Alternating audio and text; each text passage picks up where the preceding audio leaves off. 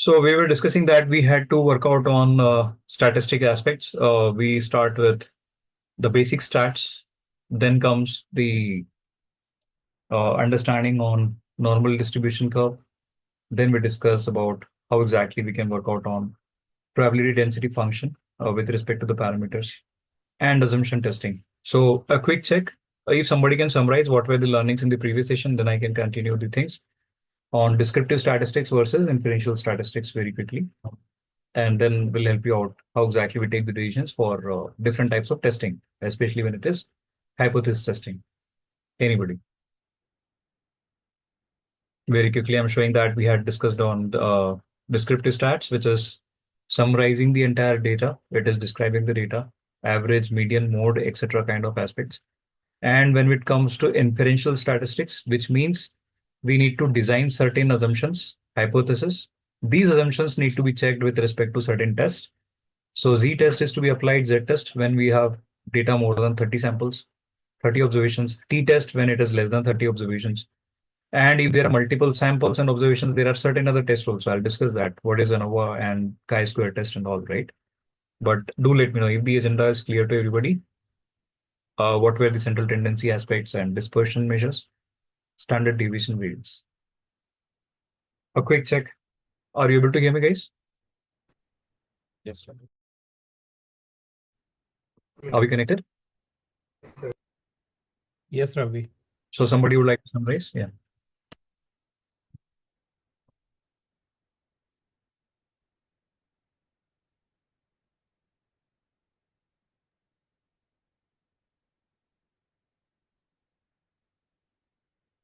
Yeah, I couldn't Would someone attend. like to summarize? Yeah, I couldn't attend the last session, so I'll excuse myself. Okay, no worries then. Let's see if somebody is volunteering that. Otherwise, I can quickly give from my side the discussion upon the topics. Okay.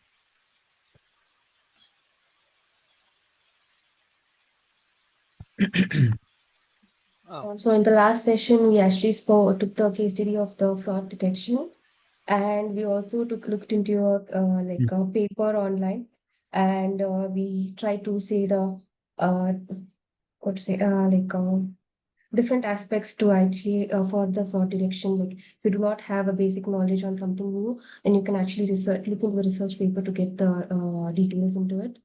And we also discussed on the standard deviations and how to calculate them, and what is the range that falls between the plus one minus one sigma, variance, and up to two. Yeah, that's what we discussed. Got it. Have we discussed on discrete distribution and continuous distribution? Means two different types of data we have. Data which is basically a discrete value, 0 to plus infinity in terms of discrete orders, like 1, 2, 3, like that. And the continuous distribution is that data where we have infinite ranges from minus infinity to plus infinity. Data could be in ratio, proportion, and fraction as well, right? So which is more complex is the continuous distribution. And continuous distribution also comes with a pattern of normal distribution checks, right? The data distribution has to be normal in nature. What is normality? So then I discussed the bell-shaped curve, that the data has to be symmetrically distributed on left side, right side. There are certain ranges also we discussed. In 95 region of acceptance, what 95% region of acceptance, how many observations fall in, right? If I talk about, I mean, in what is the observation in terms of plus and minus one standard deviation? Plus and minus two standard deviation is what region? How many observations fall in that region or that area as per normal distribution, right? So if not, then let me reiterate and I'll open that particular topic of discussion. Let me share my whiteboard and then let's take it ahead. Normal distribution pattern of data, right? Right. One of the distribution which is very common to us is normal distribution, because we are dealing with variables which are not always going to be discrete. They can take any ranges from minus infinite to plus infinity, and that to in fractions, proportions. These values could be, right? It could be any value between this. So if I say that, how to check your data is normal distributed, where it is applying with a universal aspect. For example, if you talk about, if let's say Horlicks, right? If Horlicks gives impact on BMI of a person and it increases height of a person, right? Okay. So that could be one particular good use case to understand normal distribution. So my assumption is that whenever a particular person or a child is using Horlicks, they have this distribution pattern as normal distribution, which means that if I collect the data of survey of these people of a given age group, okay, I'm going to get normal distribution curve. Though it is not normal, it is somewhat skewed towards right side, but you can assume that it's a normal distribution, which means that observations will be distributed in such a way that mean will be equals to median will be equals to mode and will be set as 0 in this particular case where there is no deviation from the central line. There would be deviation from central line towards plus side, towards minus side, and we can say that how many standard deviations are present. If I check, there is only one standard deviation. So if one standard deviation of the data is taken, suppose you have selected 100 students, okay, from a particular school. This 100 students are given Horlicks for number of months. When you are going to give this Horlicks or supplement, so one set of sample is 100 people having Horlicks. There is another sample, 100 people not having Horlicks, right? So they are given Horlicks. They are not Horlicks. They are simply drinking milk.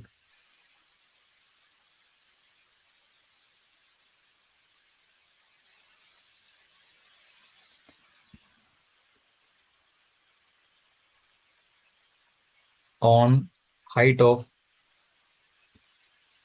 let's say, children. Now, the thing is that what I have written is known as assumption or hypothesis. When I write the hypothesis in such manner, when I say no significant difference, means this is null hypothesis. How to write a null hypothesis? Null hypothesis is written as H0. So this is my H0, null. Why null? Because what I'm saying is, I'm not saying there is a significant impact. I'm assuming that there is no significant impact of anything which comes in a planet which can increase your height. If something is there, this becomes something outlier, something innovative. Are you getting my point? So why do we start null assumption? Because these things are very rare, which we need to find out. So therefore, the assumption starts like that. So my ideal assumption is not there is significant impact of Horlicks. I would say no, there is no significant impact of Horlicks on height of children, and I need to prove this assumption. Okay. So what will happen is there would be alternative assumption. Alternative assumption means alternative hypothesis. So the alternative hypothesis will be yes, there could be a significant impact of Horlicks on height of children. In our case, there could be only one such assumption. One alternate assumption. No significant impact and significant impact. Significant impact also can be of two types: significant but positive impact, significant but negative impact. Are you with me, guys? I'm taking 100 samples of people giving Horlicks to them. I'm taking 100 samples of people not giving Horlicks to them. When I'm comparing these two samples, right, what my assumption should be, there is no significant impact of Horlicks on height of children. Alternative assumption would be there would be a significant impact of Horlicks on height of the children. But this alternative also sometimes can be both the sides, positive and negative. Suppose Horlicks decreases the size height of a person, then it could be there is a Horlicks impact but negative impact. Negative means it is basically impacting the height. I'm not saying side effects, I'm saying impact on height. So in our case, there could be only one impact, that is positive. If there is no impact, it is neutral, right? So we always start with neutrality. This neutrality is known as normality. Why we call it normal distribution? Because we deal with these scenarios that are very much normal. Means it's a normal natural process of increasing height, right? We don't have the control over that. If something impacts your genes, mutations over there, some kind of chemical equilibriums can be triggered. That particular thing can happen when there is a third party product or substance given to you. In that case, this is Horlicks. Yeah, somebody was asking something. Please continue.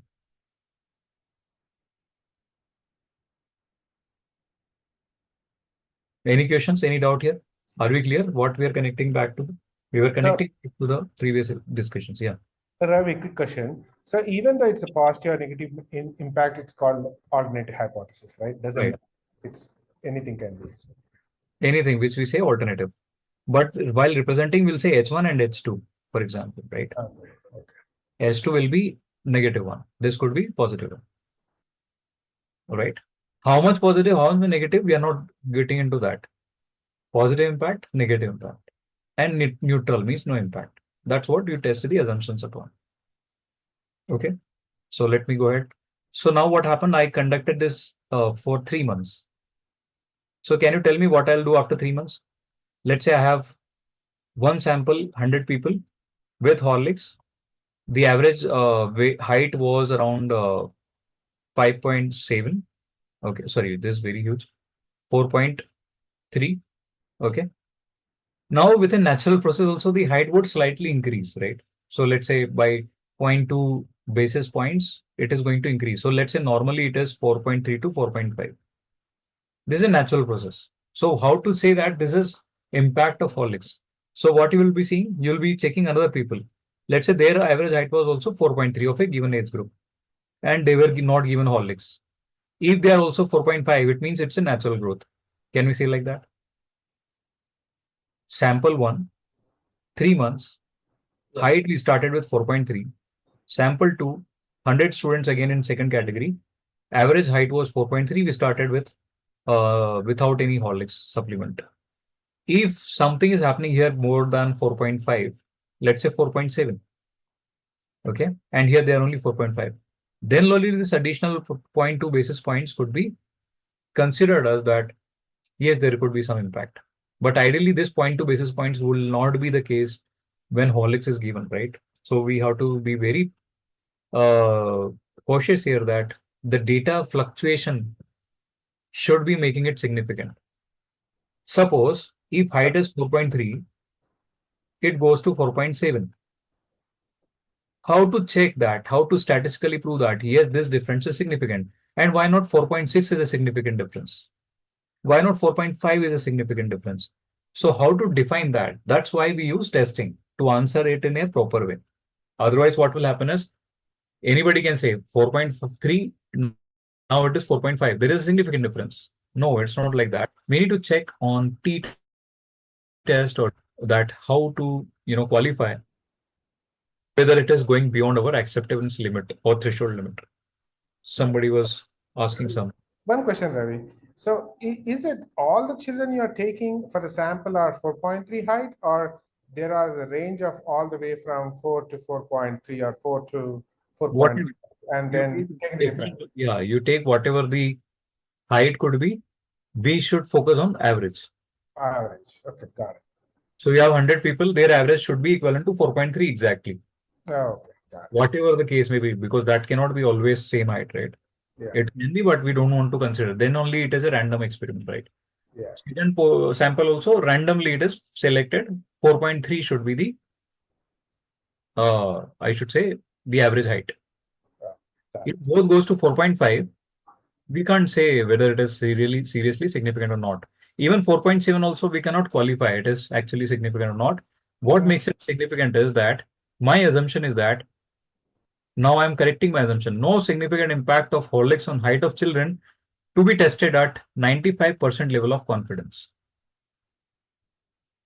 Okay, 95% level of confidence means I'm considering 5% level of rejection. So if any students values falling in extreme portions, those observations will be significantly impacted. Otherwise, it is again 4.3 around that average. So I'm okay 4.3 plus or minus 2 standard deviations. If this is my range at 95%, right? You see that how many observations fall there in 2 standard deviation, 95%, right? We discussed that last time. So this is my range. So suppose I have 4.3 plus on that given day, standard deviation is, let's say 1.5.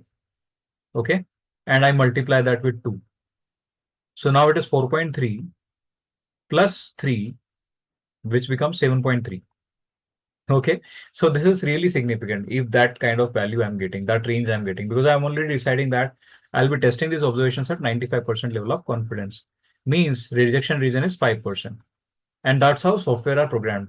So normal distribution is always tested at 95% by default confidence level.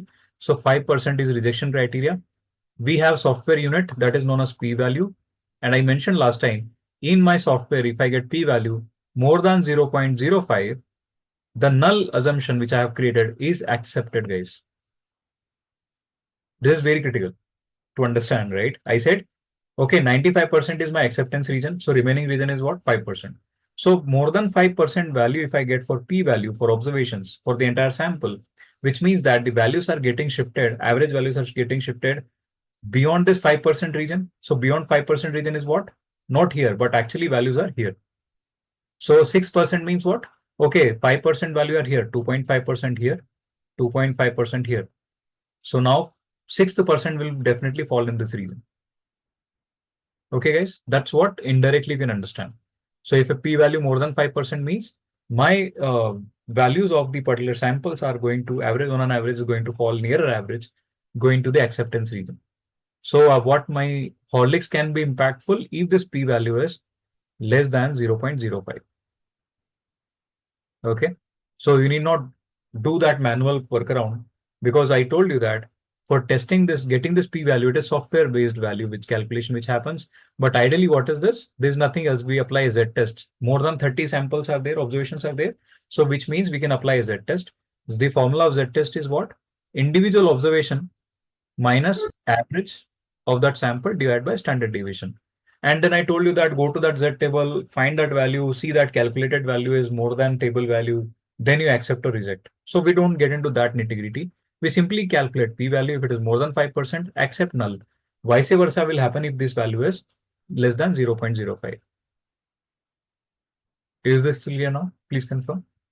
So I have all the parameters now ready to see how to test a particular data with respect to a given assumption or a hypothesis, be it a Horlicks case, be it a kind of a significant innovation in medicine, be it a quality control mechanism of a tablet manufacturing, be it a particular uh, acceptance level of network failures, okay, when I'm checking network quality. So how do we select that? That, okay, my network is the best. So not it will be possible all the times. We say that on an average plus minus 2 standard deviation is what I'm testing. I'm good to have 2 my standard deviation, 3 standard deviation. Then I need to check p-value for that sample of network logs which I'm studying. It could be stock price, right? So what could be the acceptance level of loss which you can make in stock market? That is also being decided by this kind of assumption testing. Whatever comes to your mind, I can definitely prove that this is how exactly we try to prove or disprove the assumptions. Very quickly, any questions?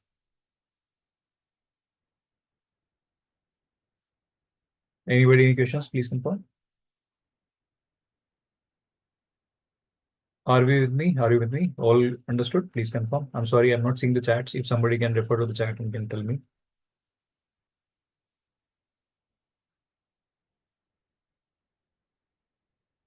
No questions, no answers. No, no, Ravi. Okay. So, okay. Now let me tell you that I had been always discussing one thing known as sample. Nobody's questioning why you're talking about sample. Why not population, right? You understand that I'm talking about sample of students randomly selected. But why I'm doing that, right? We need to be very clear that we cannot take the population because population is too much large data and it's big number and you have to spend more money to get those sort of results. So high level of investment into time, money, and efforts also, right? So that's why we don't consider population. In some cases, we consider population. I'll give you example. Suppose I have factory, which I started this year only. Okay. So I have shift 1, shift 2, and shift 3. So from, let's say, January 1st to till date, I have all the observations, all the data for my tablet records to be manufactured, right? So you can see that I can take the population in such cases. So it is possible, but if in that case, where data is already less. So if I'm starting a factory, I want to take a decision on entire data of sales, that also I can do. In network logs, you can take the entire network logs since the beginning of your this year. But when it comes to, let's say, you're operating since last 20 years, is it really necessary to take all the logs? No. You can take it average of a year. That way you can handle year 1 average, year 2 average, year 3 average, but not day wise, not hour wise, right? At least. Which kind of people are affected most in this kind of cases is those who are working on sensors, right? Sensors means what? The particular IoT devices I'm talking about. So those who are actually dealing with IoT, they need to even take the data in seconds, right? So their operations are very much critical, and their data would be huge because they want to observe those sensors every second, every minute, every hour. But stock market, sales, and all that, you need not worry about that much thing, right? So it depends. Are we talking about strategy, tactic, or operations? According to that, you'll set the timeline of data to be collected. Ideally, 5 years data is good enough for any kind of a operation. Okay, guys, I'll not get into that. We have discussed that initially, strategy, tactic, and operations. Right now, I'm coming back to the operations part, that if I'm working on a particular use case, I can take population also and sample also, provided population data is less. So no need to then worry about sample. But suppose you are working on advertisement for Horlicks. Same example I would take. Or you are working in a bank where you remember we are discussing something on fraud detection. So would you be taking all the records since the inception of the bank? Ideally not. So let's say you'll be taking samples. But what could be the error? So if this is a population, if this is a sample, okay, this can be collected in multiple ways. Sample collections could be in a random way, or it could be non-random, means systematic way. Right? There are two types of technique: probability-based sampling or non-probability-based sampling. Okay, sampling means collecting the sample data out of your population. Why I'm collecting? Because I need data in less time, with less cost, with less efforts. But what is quality check? This sample which I'm selecting out of the population, it should be exact replica of population. Suppose I'm manufacturing a drug, and that drug basically is for Indian people. In my sample, when I collected data, suppose some African people came into my study, right? So what will happen is this will not be significant drug for these people of samples, right? Because their particular gene aspects, their particular height, BMI, etc., could be slightly different because of geographical changes. Tropical, non-tropical regions, and all this by geographical distribution also can impact your impact of your drugs on let's say people. So therefore, the sample should be highly efficient and effective. So collecting a sample is also critical, and we have probability distribution based sampling and non-probability distribution based sampling. So those which are working in banks or let's say any particular business field, they know that what is non-probability based sampling, which means that we can have convenient sampling. If today I ask you, collect samples of your data which you are interested in to build a machine learning algorithm, what you will simply do is you will collect the data as per your convenience without setting up multiple things. So convenient sampling is the best possible way in marketing, sales, in healthcare, because they cannot understand how many people are impacted by this particular thing of with this disease, because you need the population record in that case. So convenient sampling good when you're not aware of the population. Judgmental sampling. Judgmental means what? You yourself can decide who should be participating in my survey when I'm designing this product or service, right? You can collect those samples for a study, right? There could be quota sampling. Quota means what? Quota sampling means you are assigning, like, my particular sample would be collected. 20% should be engineers, 20% should be doctors, 20% should be quantum engineers, whatever. So you are fixing some quotas, right? So then also you are making by decision by yourselves. No computation is required. Fourth aspect is referral sampling. We call it snowball sampling. Referral means what? If you don't have those people who are working in direct marketing like Oriflame, and then what is that, Amway, that they have a chain kind of a business. So in that kind of a business where you have direct marketing, there you don't know how many people are consuming my product. So you can ask for referral. Go and conduct the survey. Ask them to conduct the survey from whom they are working with, right? Like that, it could be a chain-based sampling, snowball. Because snowball, when its avalanche happens, this ball increases its size when it comes from the mountain, and then it is basically more number of samples coming in. This purely non-probability based sampling techniques. This is where computations are required. Probability sampling is a simple random sampling. Okay, no need to mug up. This is just only for a discussion. I'm saying simple random sampling means what? You know that KBC, right? In that case, what happens is that we will be selecting the people randomly. So that simple random means what? Out of whatever the entries are there, they will simply pick randomly, from without any consideration. So random is like you have random number generator. Okay. So this random number generator could be a software which can just iterate over 20 observations randomly will be picked up. And then you can have those persons included or data included in your sample. Most oftenly, this is simple random. Second is stratified sampling. Okay. Stratified means it is collecting the samples, but in a stratified manner. Some classes can be there. For example, I am selecting for Horlicks research people, right? So I'll go to a school. I'll say from every class, I need these many students. When I'm saying every class, every course, it is something is stratified, right? So there you can see I'm creating some strata or classes of people and then working on that research. So it could be cluster sampling means you can create certain clusters. Cluster and stratified, the slight difference is that I can say that, okay, in my cluster, there could be n number of people, but this n number of people should be homogeneous. Homogeneous means this could be cluster 1, cluster 2. So they could be from same class. But when I say all the stratified sampling, it was, but what I added, okay, those people who are actually sitting on having a grade of more than 8, they should be clustered. Grade more than less than 5, they should be clustered. So you can see I go to that deep. Means I can create some homogeneity in my samples, randomly selected. This is how exactly we start working on samples. This is how exactly data collection actually works out. So you have to be very very clear that what kind of sampling you're having. So is it any restriction is there? What type of sampling we need to use? It's all basis on the certain parameters. I said that this non-probability and probability means first filter you should do that. If you have awareness on population, you definitely should pick up the particular probability-based sampling. If you are not aware about population, you can go with the other one. So therefore, you are classifying them as two major classes, parametric and non-parametric. Parametric means in such cases, you have some knowledge of population. Okay. In non-parametric studies, this comes under research methodology actually. Whenever you do any kind of research within your organization, you will get to know that parametric research and non-parametric research. Parametric means you have population records.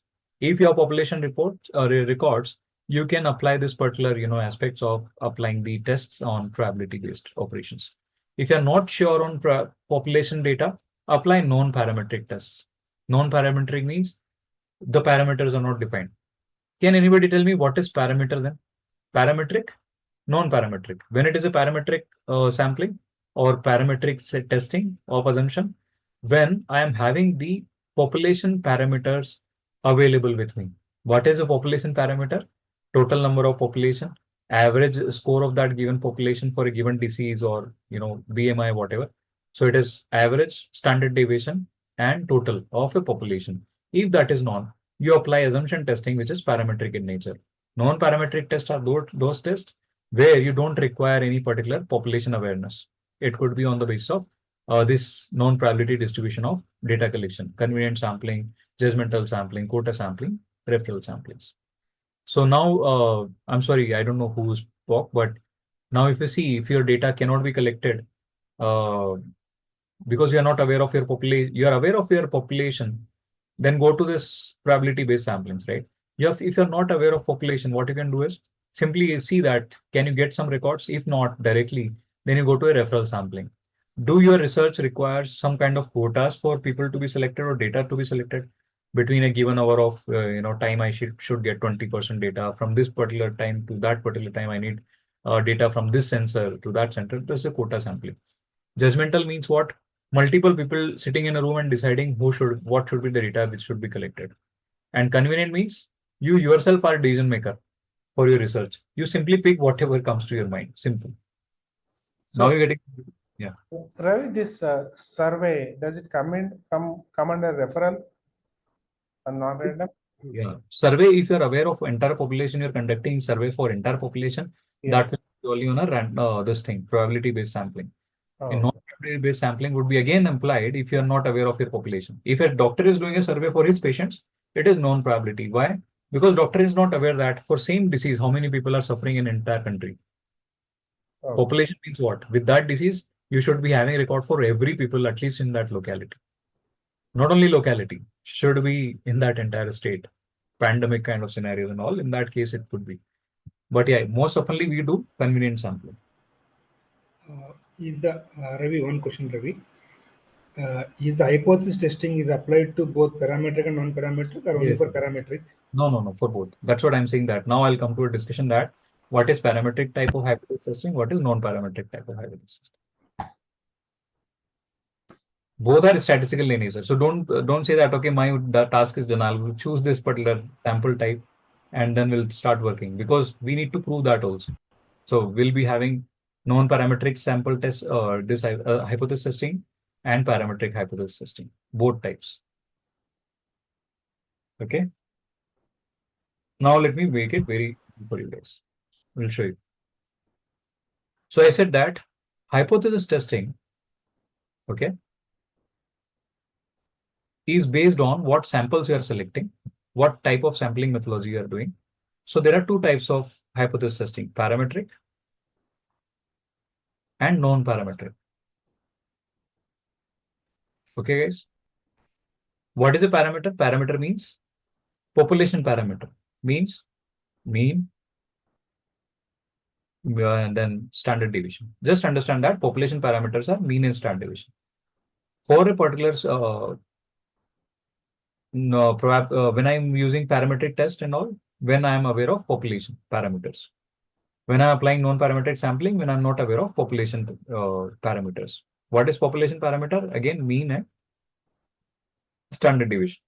Then how do I select in non-parametric mechanism the testing parameters? So this will be not of population, but at least you have sample.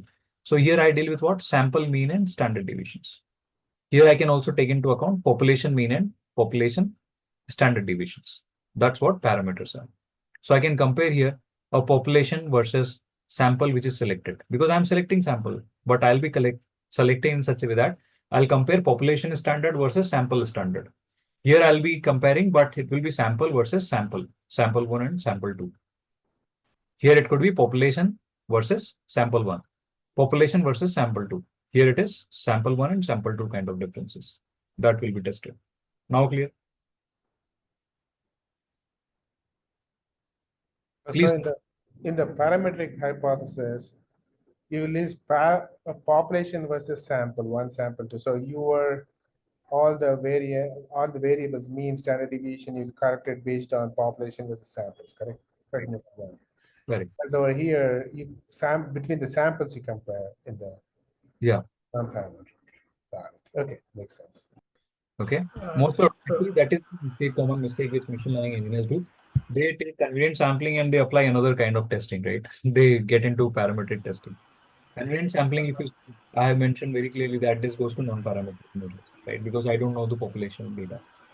So therefore, only slight changes would be behind formula and testing. Now see, number of variables are also there. So I can have one variable, right? I can have two variables. Variables means what? Samples means the observations which I'm going to select. Let's say if it is like survey of all X, means the people whom I'm selecting. That is a sample. How many people I'm selecting?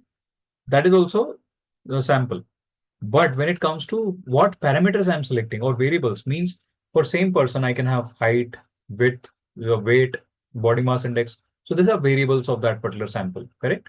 So I need to check how many variables are there or samples are there. On the basis of that, there are some kind of testing differences. Yes, there are. I'll tell you. So, Please suppose. these variables you mean by features, am I correct? These Yeah, variables it are is like features.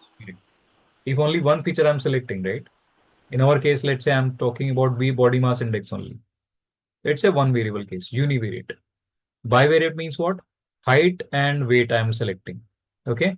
Along with height, weight, I say that what else I can do is, let's say number of RBCs, for example. Okay. Height, weight, RBCs, then it becomes three variables for you. For every variable type, I have different types of tests. So for example, one variable, two variable, and more than two variables. So instead of saying variables, let me call it samples for ease, right? So two sample test, more than two samples. Now there is one more catch. These two samples can also have two conditions. This could be independent samples, also they could be dependent samples. Okay.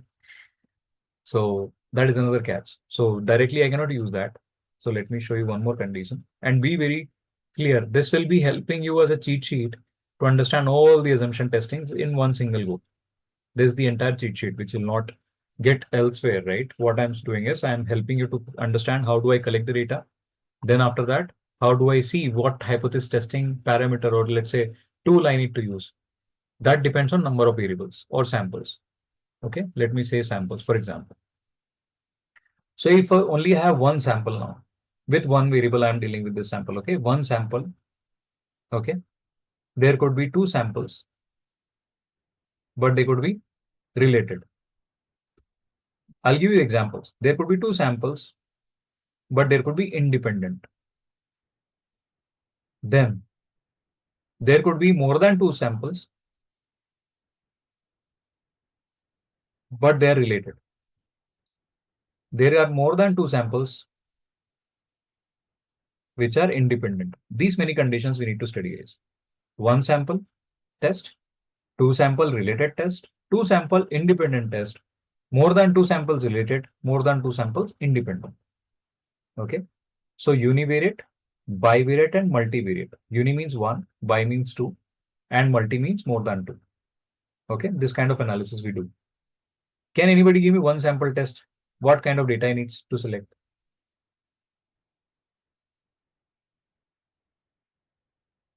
Let me give that. Suppose if I'm talking about sales, I want to just test sales. My sales are significantly impactful or not. Okay. So I can say that if I'm having sales population data, means what is my year sales versus this month's sale, I'll compare that average of my year sales with respect to the average of month sale. But this particular comparison is not good. Why? So year average is something different, which is a larger figure. Obviously, month average would be slightly different. So what I do is the entire average of last year versus the entire average of this year. Okay. Now I'll be saying it should be two sample kind of thing. Ideally, it is two sample because we are saying that I'm talking about entire population data. Then in that case only it can become one sample. So though it looks like these are two variables, it can be one variable because I'm comparing against the population parameter. So one sample test means example could be, let's say I'm checking distribution of a data. Even that could be assumption, right? If I have one single variable, I need to check distribution of this data, the pattern of distribution. So that could be also checked.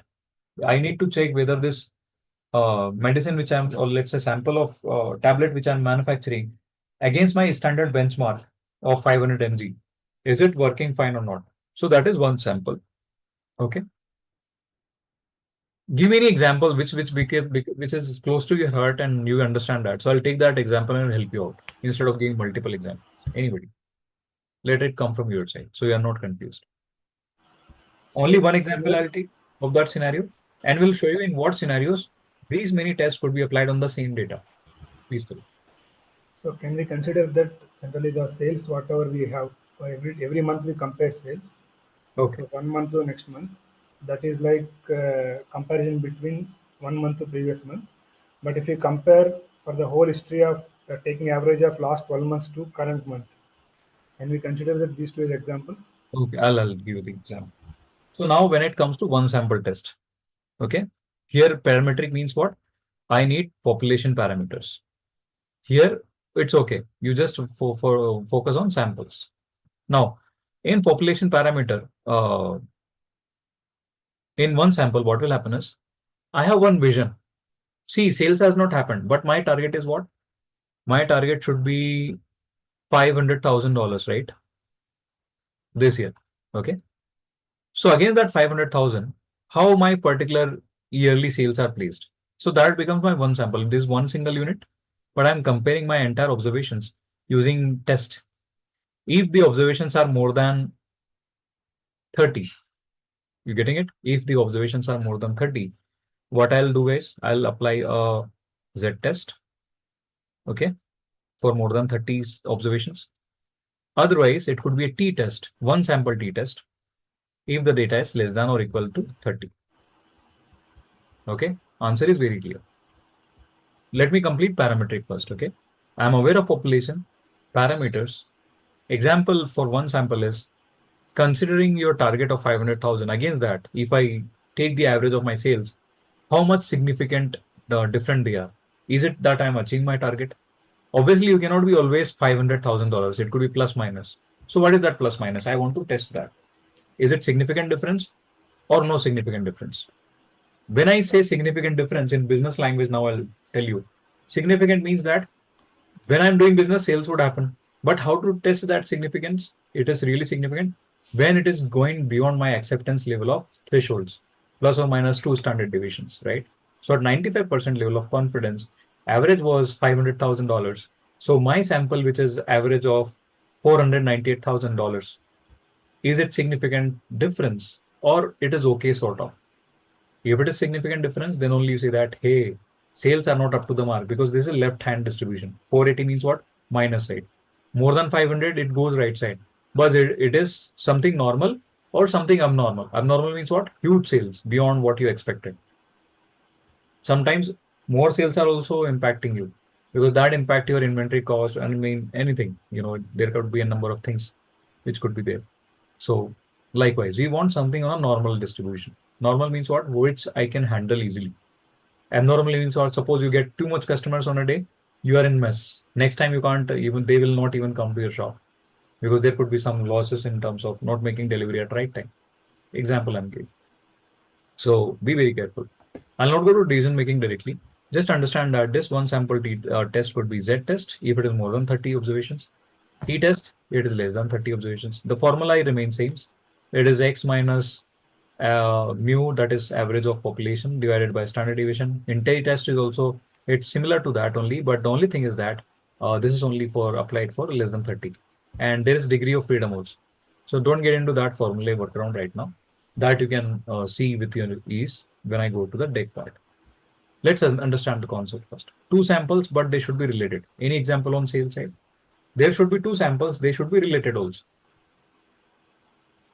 Diapers, baby diapers of Pampers and mommy popo The pants. same example. Now we'll take only sales. So the sales record is there. It could be any product. It could be baby diaper, whatsoever. But any product, sales. So two samples which should be related. In sales means what, the data should be divided into two parts, pre and post. Then only it is related. Means what? Sales in first half of year, same sales, but in second half of year. These are related because I'm not changing that. If I change product, it becomes what? Independent sample. Means two different products are there, so therefore they are independent. Same sales of same product can be divided into two samples, but on the base of time period, because it could be pre and it could be post. Before I teach you something, okay, what is your average score for this subject? After I teach you, what is the average score of your this subject when you're tested? So it is a pre-post.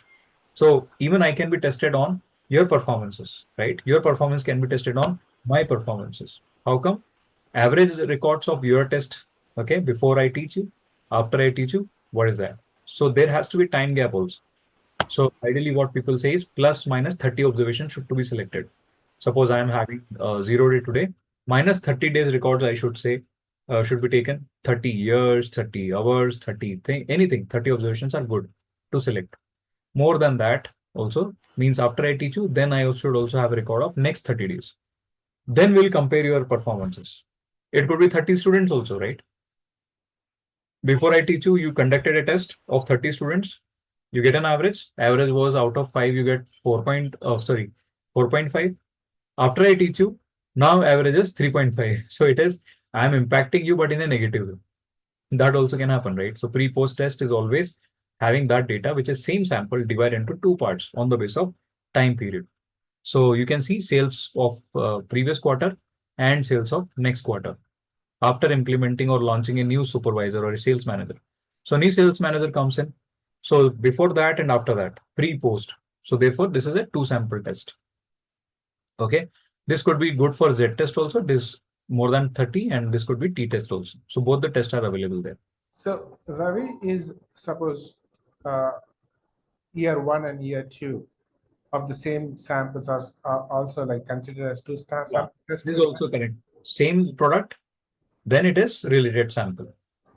That comes under this two sample related test. Yeah, but thing is, I understand like when you say pre and post, like 6 months before and 6 months after on the same year, it makes more sense to me. But different years, the sales can be similar or almost same, right? Because for 6 months, Right. That's why we are doing a hypothesis testing. So we don't guess there. We simply say that this is a pre-sample, this post-sample. So see what happens is I tell you, after 1 year, you'll have meetings. So before that meeting, the last year sales, after that kind of changes, because that would bound to happen, right? After every sales closure or year closure, yeah. you'll some audits or something, whatever. Before that and after that. So that's why that event is actually considered as the event for considering pre and post. Oh, okay. Ravi, one query here. When you say these 30 observations, okay, they are the sales of 30 days, or what is the 30 observations? It could be That part is anything. not It's the clear. frequency means number of observations should be 30. Now it could be 30 persons. It could be 30 different time zones, timelines. It could be 30 hours, 30 days, 30 minutes, 30 seconds, microseconds. That is a frequency only, like how many observations should be there. And that should be minimum 30 to, sorry, it could be even two observations. T-test is good for even 2, 4 observations, right? Minimum. No, no, the query here is that, say, for example, we are comparing here sales, okay? So sales, let us take, you are taking a monthly sales, okay? Then Right. when you say observations, what is meant by observations in monthly sales? That point is not It clear. could be, then you can say it's monthly average you are taking, it's one observation. But in that month, you are taking daily sales records. These are observations. So 30, the observations become 30. If it is daily sales of that month, observation only become one. If it is only 1 month. Now you Okay, so basically you are trying to say that if we are taking a sales of daily sales and you are trying to compare that for 1 month, then we say in 1 month we are taking 30 observations. right. So, okay, And what I got it. said, it's good that we have some 30 records, right? Plus minus. So in months, it will be like, say, 6 months versus 6 months. Makes sense, right? I have 6 observations here, 6 observations there. So that makes a difference. Otherwise, on a daily basis, I say, so it's 6 into 30, right? Or let's say 25, whatever the holidays you can avoid. So like that, you can collect the samples and then can test that, whether my sales are significantly impacted or not. How to test that? How to decide whether this is somebody you have appointed in as a manager, whether that performance is also linked to sales. So they can argue, right? Suppose a sales manager comes and say that your sales have grown to that level. He proves that you are now 500, you are targeting 500,000. I came there and I made it 500,000. So if this could be another sales manager, it should be 450,000. Then you have to see that what is additionally this person is bringing. So what do? You perform a kind of a testing on that this is normally acceptable at 95%. Beyond 95%, if you go and do something, then only I'll accept that it is your contribution, because as per my past records, this is acceptable under 2 plus 2 minus standard deviations. I need significance here for that person to be performing. I hope you got it. That's why this tool comes in, right? To prove statistically.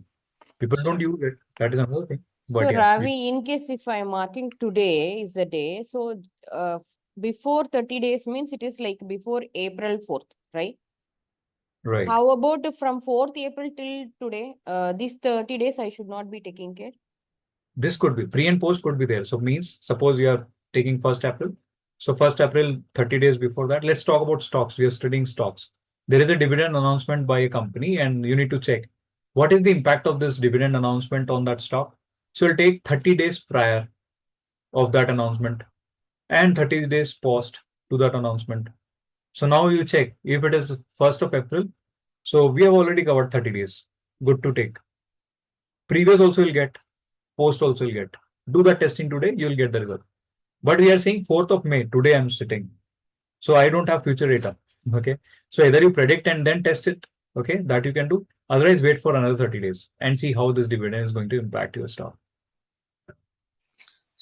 So Ravi, just a quick question here, right? So in all these different samples that we're taking, It's the same variables for which we are taking different samples, right? So it's a I think that when I come to independent samples, right, I'll say product one sales versus product two sales. Sorry, product two sales. Then it okay. becomes different examples. So it's not same variable or same component. I'm saying that two different entities are there.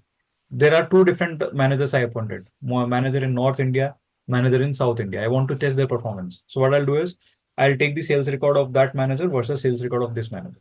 Even that becomes two independent samples because they are not directly linked. Getting it? Okay, but it's still sales numbers I'm taking. Yeah, still sales number. I mean, you can take anything, it could be temperature, humidity, pressure. So is there a Right. significant difference in temperature with respect to a change in humidity you're observing these days? So it could be that independent.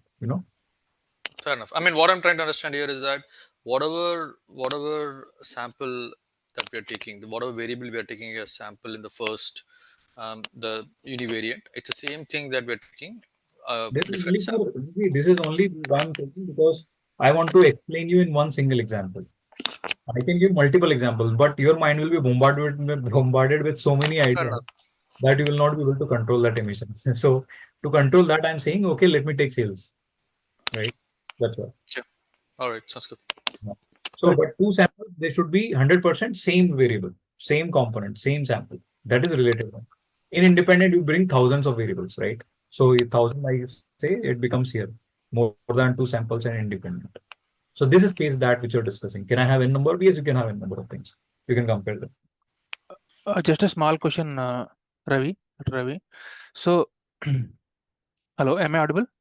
Yeah, audible. Please go ahead. Yeah, the sales manager actually in this case can have a positive impact as well as negative impact, right? So, are we covering that as well? Yeah. So, what is that part? That is very simple. Yeah. So, when you say, I just only want to cover up positive impacts. Okay. It is one-tailed positive. Okay. You just want to check negative. It is one-tailed negative. Okay. When you say you want to cover both, positive and negative both, so you cover up the entire bell-shaped curve. There are Okay. three tables, right? Go T distribution with positive, T distribution negative, and two-tailed T distribution tables. So which Okay. you have to pick, you can select the valuables accordingly you can do. So here only I'll compare the positive. There is no need to say check negatives. In this, I'll take only negative. No need to take positives. In this, I'll take both positive side also negative side.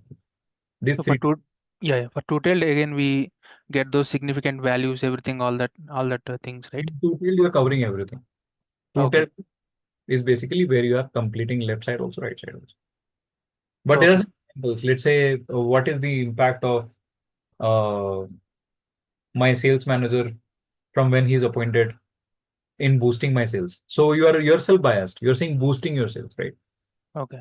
And you are sure that there is no negative sales happening. So there you can only talk about positive sales, Okay. right? Something Okay. you want to do some on negative side. Who is Okay. the culprit here? Who is impacting my sales in a negative way? So you only focus on negative side. Okay. So again, But choice. Okay. it is up to you. And then you are uncertain. It could be positive also and negative also. When you are uncertain, or I should say in other words, when you are neutral, you can take two tail test. That is always helping you. Okay. Got it. Earlier it was a problem we couldn't compute, but today computers are there, so you directly take two tail test. No worries. Okay. Got it. Okay, so now let me test. Sorry, one question. Yeah. Like whatever we discussed, okay, these concepts are clear. But in real life, are we really using all these We should be. data We must use representation? this. We must use this. If we are not using it, we are not making use of our statistics, let's say machine learning aspects and all. Because I use it in my daily life. If I report to my manager, he asks me what is the impact of this training on them, right? So I simply give them the testing records, right? Without that training, what could be the scores? After giving this training, what are the scores? And then assumption testing on that. So it's up to you. For stock markets, they should use it for particular, quality control mechanism. 99.97% I'm sure that everybody is using in quality control mechanism because this is what Six Sigma training, all about. Six Sigma, if somebody have attended, they might be seeing these kind of things there, right? This comes under quality control. If you are on Scrum side, if you're on this particular side of Scrum manager side, you know that what is quality control mechanism when we deliver a project. If you are a project manager, you should be 100% impacting. You be impacted by this, right? So this is what business stats magic is, right? I hope everybody is enjoying the session without having difficulty. For your things, it's one line code only. For testing this, one single line of a code. Even we don't code these days, so don't worry about that.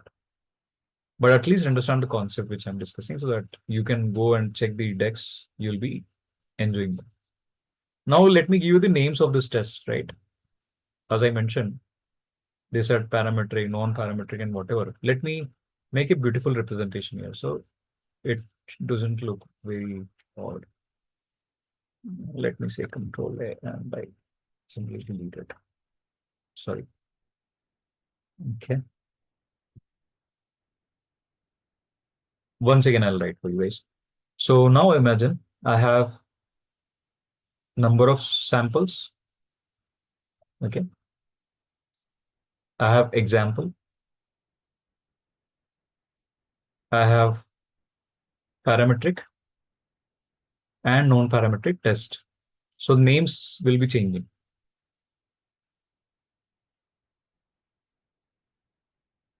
Okay. So suppose I have only one sample. Example is sales performance against benchmark. Okay. Sales performance against a benchmark. So the test could be, it could be for less than 30 observation, for more than 30 observations. So it could be t-test. The name of t-test is one sample t-test. You can, now when you write a Python function, you have to write that one sample t-test. Okay. What is this? Second is, in this case, more than, it would be one sample z-test or z-test. If you have two samples, but they are related, means what? Sales, which is pre versus post, means it could be anything, hour, month, whatever. Pre and post sales performance. So it is two sample t-test related. It is also known as student t-test. Okay, the another name to this is student t-test. It is two sample z-test, but related. More than two samples, which could be related. Ideally, in parametric testing, there is no such test available here. But example could be, I have, let's say, Q1 versus Q2 versus Q3. So pre, post, but you can select multiple pre's and post. So pre 1 and pre 2, or pre 1 and pre 2, something like that. So you have two events or more than two events, you can qualify these things. Ideally, in parametric tests, there is no such test which is available. In one parametric, I'll tell you there is one test which is available. Okay. Two independent samples. So example is like you have sales versus advertisements, right? So you're comparing sales and advertisement expenses. So here what test is applied? So two independent sample t-test. Here it could be t-test, two sample t-test, independent, right? Z2 sample t-test, independent. Okay. More than two samples, which are independent, means it could be sales, ads, media channel 1 versus media channel 2 and their expenses, right? Multiple things could be there. Multiple variables you understand, you're comparing them, right? Whether they are significantly different from each other or not. So then you have in independent sample t-test, sorry, in parametric test, the test names are given as analysis of variance. You call it ANOVA. For more than two samples which are independent, there is an ANOVA test in parametric. Same test in non-parametric, you're not taking population parameter. You simply comparing the samples. In that case, you have more than 2 samples independent, and that particular test is what? Here it could be the Kruskal values. Okay. Don't worry about names. I'll give you cheat sheets. You can record that. Then 2 independent samples, which are actually sales and advertisements in non-parametric, where you are taking not population parameter, you're simply comparing 2 samples. They are independent. And that could be Mann-Whitney test. Okay. Mann-Whitney test or U test. Okay. That is the given. 2 samples which are related. Here I said in parametric, there is no such available technique. But here, which are available, it's basically Mann-Whitney, Kruskal-Wallis, Friedman test or Friedman test, whatever you want to call it. Okay. So formula changes, concept remains same. You have to just see last 5% values, right? P values. P value more than 5% means there is no significant difference. If P value less than 0.05, P hypothesis is to be rejected. Coming to this case, more than 2 related. Okay, that I think this is discussed. Only 2 related. Okay. So we have Kruskal is done, Friedman is done, Mann-Whitney is there. Then this is, I forgot its name. I'll recollect that. Let me come to this first one for non-parametric. First one is KS test. Okay. Just simply remember KS because this is Kolmogorov-Smirnov test. Okay. Just this is used for testing the normality of a data, or let's say distribution of a data. So what is the distribution? How to test that? So you apply a case test with whether data is normal or not. There are multiple tests in this category, actually, right? So there is Wilcoxon test. Okay, Wilcoxon signed rank test. There is non-parametric test. Very simple. So you collect the data, test these parameters, and see that whether there is a significant difference occurring or not. Select the assumptions they are working or not. Most oftenly we use ANOVA here. Most oftenly you would be seeing that, analysis of variance, right? That is being utilized like anything. There is one more test known as chi-square test. This is again of 2 types, which I'm not discussing right now. I'll take that separately. Chi-square test has testing mechanisms slightly different because that is more to do with discrete data when we are talking about frequencies of data, right? So if you have frequency records, you can check with chi-square whether the frequencies are exactly equal or different. Okay. Ravi, for parametric test, for Z test and T test, you said that there is some formula, right? Difference between the all this formula is there. Yeah. You Okay. can check for every test there is a formula. For non-parametric also, there will be some formula for each test names. Right. Okay. Okay. So what you have to do, first of all, you need to understand this cheat sheet. How it works. I need to first of all understand what kind of data I'm bringing in. Just imagine, right? Okay, I'm dealing with IoT data. I'm dealing with networking logs. What kind of data I should select? Parametric or non-parametric? Okay, let's go to non-parametric or parametric. Then second decision making is how many variables I'm selecting or samples I'm selecting. Is it 1 or 2 or more than 2? That is also selected. Now, if it is 2, then are they related or independent? If it is more than 2, it is independent or related. So in that case, you decide your cheat sheet that, okay, now I need to apply this test. So randomly, if I say when this Friedman test would be applied, when you should have more than 2 related samples, means what? Suppose I have appointed 2 managers in 2 different time zones. This quarter, I appointed 1 manager, check the performance pre and post. Next half of the year, you again appointed 1 more manager, pre and post to that. So see that how they're related, right? For same product, 2 different managers, comparing them with pre and post kind of test in one single testing. So that's what you say. What is you're doing? You're not testing manager's performance. You're saying, I'm testing my performance. Means my decision making is good or not to select managers. Okay. And When for you're more, testing managers, only one single manager means his performance you are testing. 2 managers, you are appointing them and doing a pre-post means it somehow you are actually also testing their performance also, but it is coming to you because you are appointing them and you want to say that, okay, when I appoint this manager in this quarter, this manager in this quarter, what is pre-post difference? So am I correct or not in implementing these managers on this particular product? In And one, for sorry, for parametric test, more than two samples related, there is no test. This cross means okay, we cannot test that. I mean, if you want to innovate, you can innovate there, but there is ideally there Okay. is just available, yeah. Okay. Right. And what could be the case in parametric means you are aware of the population, and pre-post could be multiple times. Pre-post today, pre-post tomorrow, pre-post. Every day you are doing that pre-post, pre-post. And in one single test, you are qualifying that pre-post. It's a very difficult and complicated scenario actually. Right? Pre-post is what? Pre and post. You don't have pre-1, pre-2, post-1, post-2. So that is confused state. That's why people don't, are formally doing this more than Pride month, Ravi, if we have done this test, but how often we can do this test? every time, every day you can test this, right? It's very simple thing. In one single line of a code, you have to just simply run that. That's I can do this in within 1 or 2 minutes, right? All the tests, right?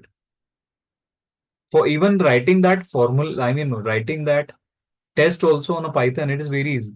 You simply need to know their name. Okay, you can do that exercise, right? What you can do is let me. Okay. I think the more important is how to draw inferences after doing this testing is more important. Yeah. No, that is also same thing.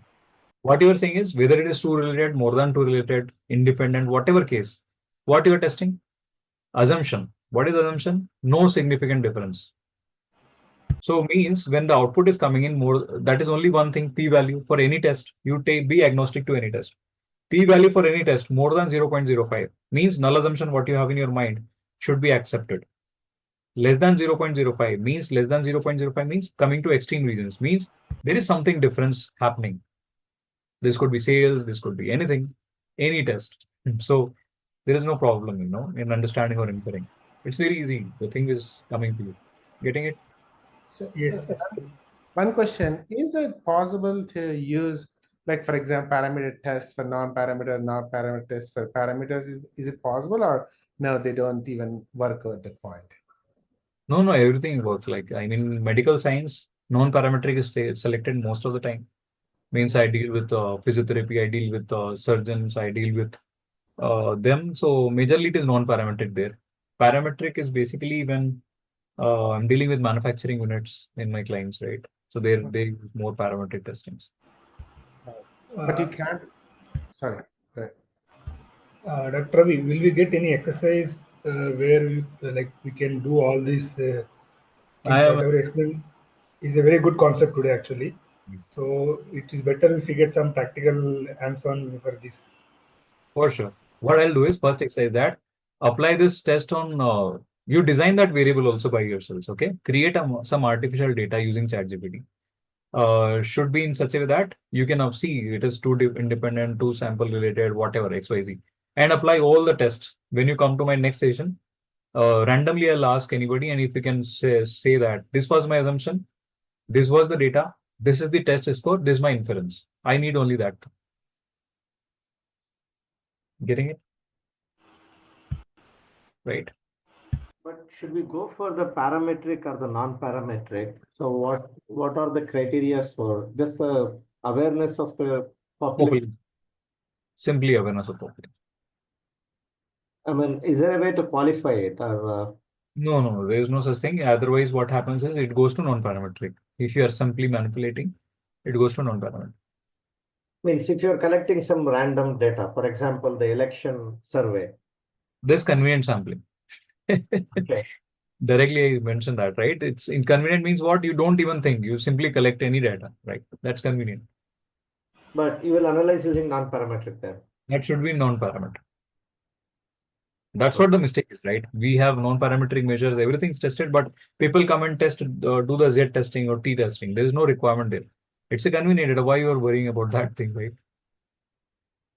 Ravi, in case if for the same scenario, if I am doing parametric and someone is doing non-parametric, how do we know who is correct? This your manager should know that this parametric case is handled in non-parametric way. So ideally, he should reject that proposal. So he should be, I mean, the manager also should be aware. Otherwise, you present this to management team and they say that, hey, what is this? T test, Z test, whatever, P value. We don't care. We need results, right? But you have to be pious in your deeds. You should be able to mention them that this is way how we deal with this, right? Ravi, one request, Ravi. It would be better if we can give some dataset references so that we can work on it so that it's easy to, instead of taking some random datasets, it would be helpful if we can share some dataset where we can do this work actually. You can take only three variables and that you can make it in one case related, one case you consider them that way also you can handle. But I'll give you, don't worry. After end of this session, I'll give you. I'll create. But this is very interesting, isn't it? Right? You enjoy this? Yeah, I know people are like, hey, what happened? But this makes a difference, right, in your career. Let me show you something, right, where you can directly grab this. Do this exercise completely, okay? Machine learning. Sorry. Okay.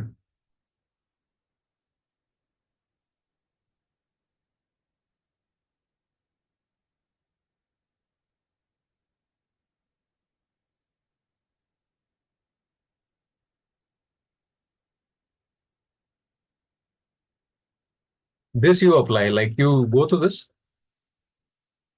Can you see this? yeah, we can see it. Yes. All the tests are here, right? Normally test. This basically is that one sample. These are all one sample tests, right? Correlation, basically, I have not yet discussed. That's what chi-square and all these things are pending. For stationarity also, we can avoid. That's for time series. This parametric and non-parametric, right? This you should cover up.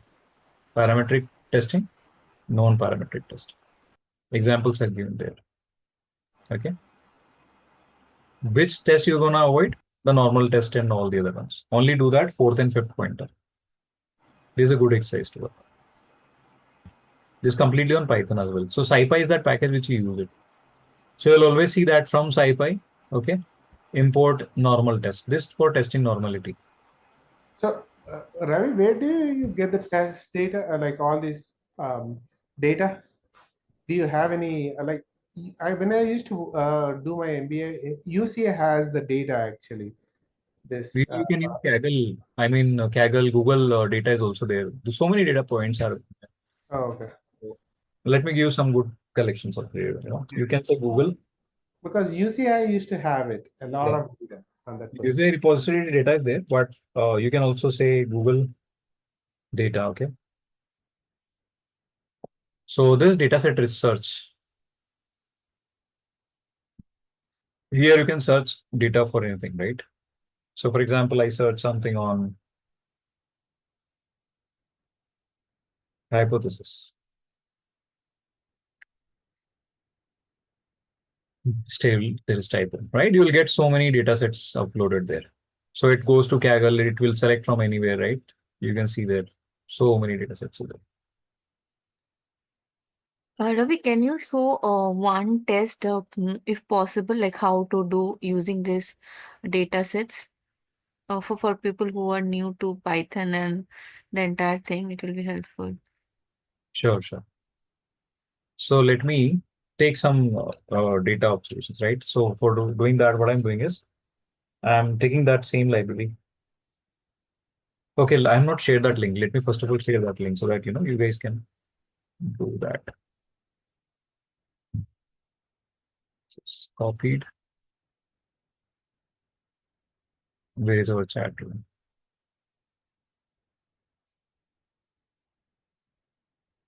What happened here? Just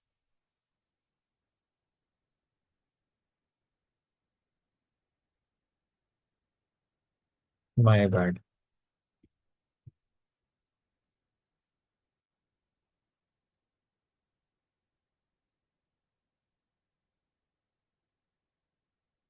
What was it?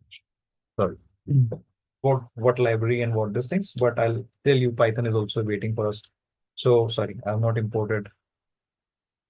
So I'm using Google Colab for this. So I'm installing one library that is pip install y finance. Okay, guys. Y-finance is my library to get the data right now. Okay. We can.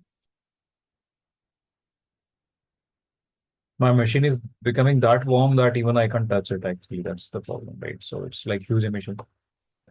Second is that, let's say,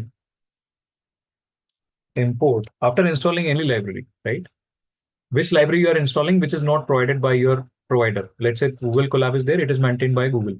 If there is no library available, then we have to install it. So we simply say pip, pip is Python interactive packages, install that given library name. After we install, we bring it to our current environment. So I say import. First use pip install, after that import same library. So I import Y-Finance. This Y-Finance is very larger, word for me. So I say simply as YF. Okay. Not Yashraj Films. It is YF for Yahoo Finance. Now my data I'm selecting. So my data is what? Take data of your choice. So YF dot download. Can somebody do the exercise? Give me the stock script name for any stock of your choice using Yahoo Finance library. So this is how exactly you can say how to take that script name. Okay. Anybody? Give any stock name? Indian stock name actually, which is ITC. I have tried in Hindalco, but it straight away didn't take that. It says that's it what. should be So .ns or something like that. right. So go to Yahoo Finance website and ask what is, sorry, simply say Try Yahoo. BAH, BAH, B for boy, AH. BAH, right? Yeah, H. Yeah. What is that? It's a Booz Allen Hamilton. Okay. Okay. And dot, it's basically universal stock. No need to mention that on current stock. Yeah. But yeah, for others who are want to take their favorite stock, what you do is go to Yahoo Finance, simply write on Google your stock name, Yahoo Finance. You'll get that script name. For example, Hindalco, it is .ns should be added. .ns means it is listed at National Stock Exchange. And if it is BO means Bombay Stock Exchange. With the script name, it would be. Say TCS, TCS.ns. Sorry, NS, National Stock Exchange. So now if I do that for Booz Allen, so in that case, it's like it has downloaded, successfully downloaded that data. You can check the observations. So this is right, is caps lock. Data.head you can write. And you'll see that you have data available or not. Let's see. Yeah, this is data which is available. So closing price of Booz Allen to high, low for given range of data. Okay. What is my first test? Anybody? So from SciPy, that is a library which you have to work out. No need to install. Google Colab already comes with this. SciPy.stats. So SciPy is a library. Stats is a module within that library. Means programming which is already done by scientists. And what you do from SciPy.stats, import what? If it's like one sample t-test, which we start with, correct? Please tell me.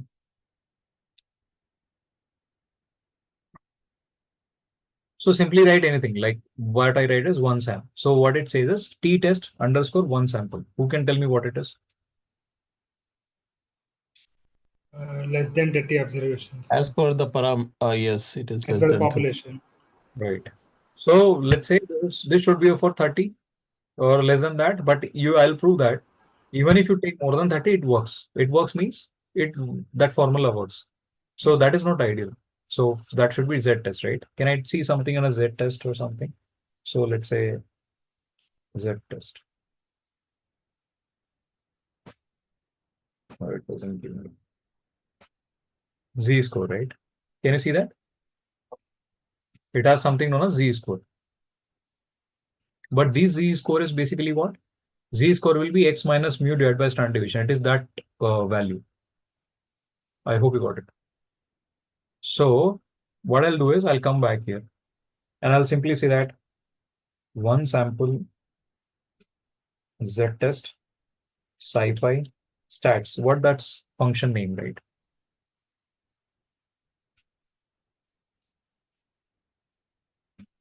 So let me show you how you can get that thing. So this is z test underscore one sample. Okay, what you have to write is z test underscore one sample. Let me test that. Z test underscore one sample. It is not giving me what? Z test underscore, not popping up one sample. Is it working for others? If somebody is practicing along with me, there is no such. Hey, this I need to then get it from where? This I need to get it from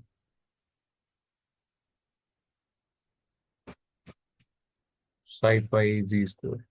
See, they are only giving me z-score, right? Z-score should not be giving me p-values. But let me check.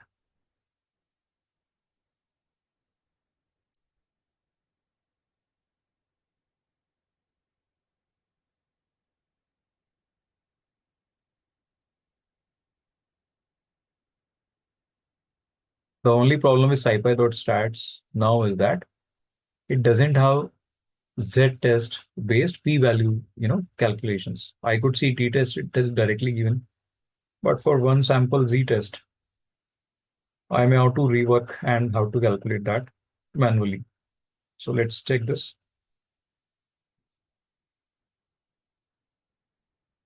So this is the score I mentioned, right? X minus mu divided by standard deviation. Okay, guys? Average of a sample minus average of population divided by standard deviation. But this is half. What we need is p-values.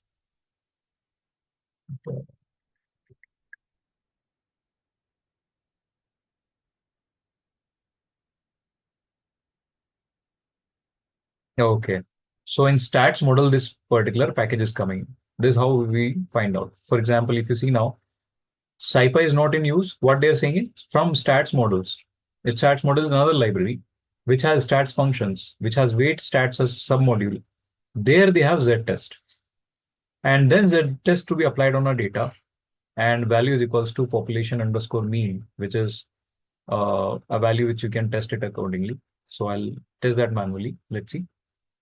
So let me copy this entire script and let me test it here. This ideally is not available in SciPy stats. So what did I do? I simply, okay.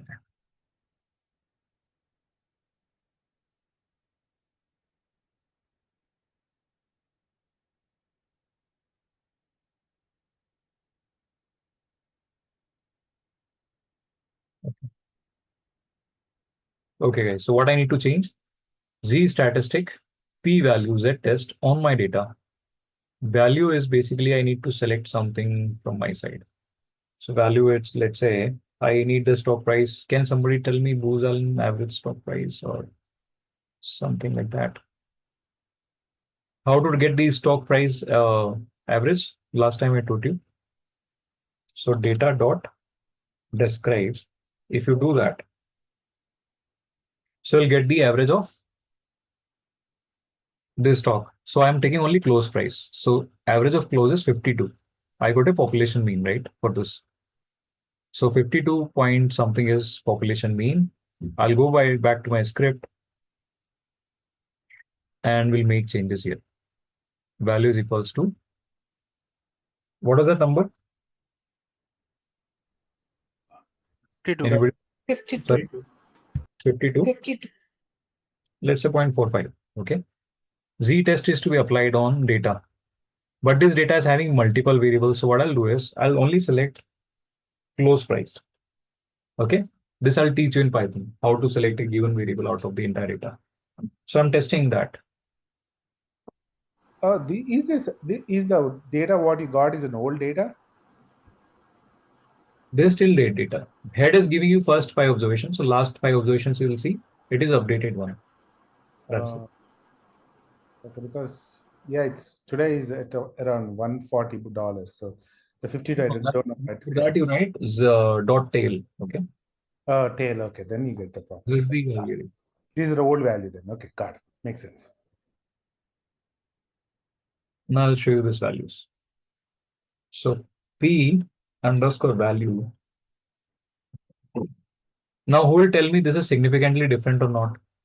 The p-value is 0.99, which is more than 0.05. What would be my null assumption and what is my output? How to infer it? Z-test, why I applied Z-test? Because the observations are more than 30. So I apply Z-test. I have selected one column. If you see, only close price means one sample. What is population mean? 52.45 is my population mean. What my assumption should be here? Hypothesis. The close price is not in the band. No, my assumption would be there is no significant difference between Correct. close price sample versus the average particular of the entire population, isn't it? And what is selected? Null assumption is selected because this p-value is more than 0.05. Yeah. So it's this falls under null assumption, correct? Hypothesis. Yeah. Got it. Correct. So my null assumption I get accepted. Okay. And you can see that you can change this confidence level also. As I mentioned, 5%, right? So alpha, if you say now it's 0.05, you can make it 0.10 and then test it. So that how exactly that also can be checked out, right? The p-value is less than alpha. So this will give the, sorry, this is what? Okay. This is basically to be changed now entirely. So I'm not going to that deep right now. Why so? Because I have to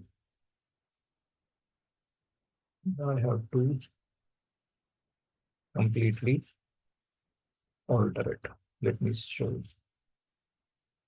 P-value less than alpha. Print reject the null assumption. The average value is this. Else print the assumption. So let me.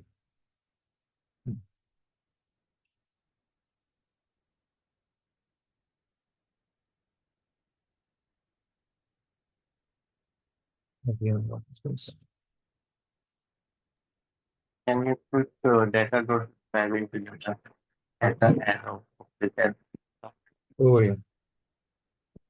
Sorry.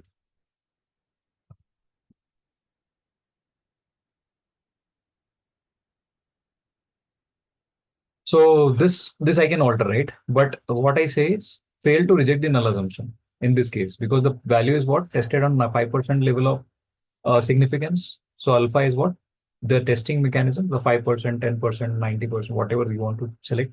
This is basically rejection reason. If that is the case, my null assumption would be selected. What is null assumption? Let's change this null assumption. What it would be, guys? Anybody?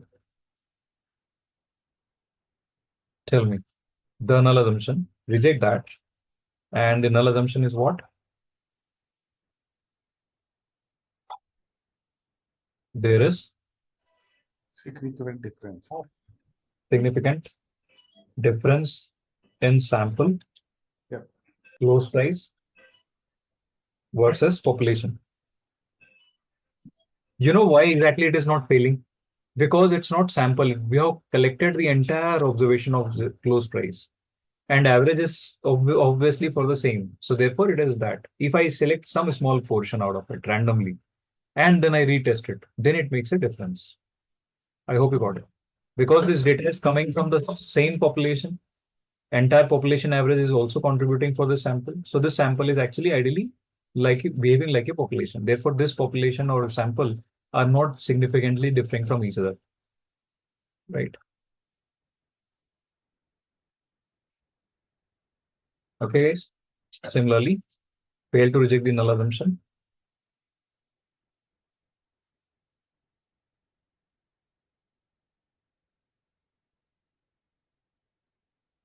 Let me copy this. There is a significant difference. This is my rejection, right? So this should be like this. There is a significant difference in sample close price versus the population. And here it will be what? It will be no significant difference. So I'll just quickly change it. And what do you do is instead of saying A, there is no. So this is how exactly you can write a logic, but I'm not yet taught you what is if else conditional statement, how exactly we write scripts and all. So I'm not going that deep on Python. But just understand that this is how exactly we work on tests. Okay. So Ravi, is it positively affecting or is it? So in this case, I think it's positively affecting, right? The outcome you can check, like the average. With the average, then you can test. Okay. With the averages going towards what direction. That is the only thing. Otherwise, this particular thing, which exactly you test on p-value for 5% confidence level, it is both two-tail test. Majorly, it is two-tail test only. Unless you, with your scripting, define it that I'm only looking for a one sample p-test and all. Sorry, one tail test. How do you check that? I'll show you. What is that packet? Stats, sorry, stats models Z testing. So you come to this library, stats model, stats Z test. Now what you can see is alternative is two-sided. So if you say one-sided, then it becomes what? You're only testing on one side. Okay, x1 is your data. There is no such variable, two dependent variable we are not taking. Degree of freedom is something which is not to be discussed at this time. I can avoid that. So this parameters you're not seeing. So when you're saying by default, it is considered as two-sided. This you can make one-sided if you can alter that particular argument. So don't go that deep. I'll select, first of all, I'll teach you how exactly we can get into these arguments or parameters within a particular function or program and how do we tweak that accordingly. But ideally what you do is if you are using any library, this library can be traced within that given module. So let's say this is stats, weight stats has z-test. So you go to that and see what all configurations possible. Okay. That's the source for your scripting. If you are working on this library for the first time. I hope you got it. Yeah. Okay. Here you can see that alternative. When I say two-sided means difference in means not equal to value larger h1. Difference in means larger than the value smaller. H1 means difference in the mean smaller than the value. So that's how exactly you tweak it accordingly. It has to be one of the following, right? Okay. I think that's sufficient, right?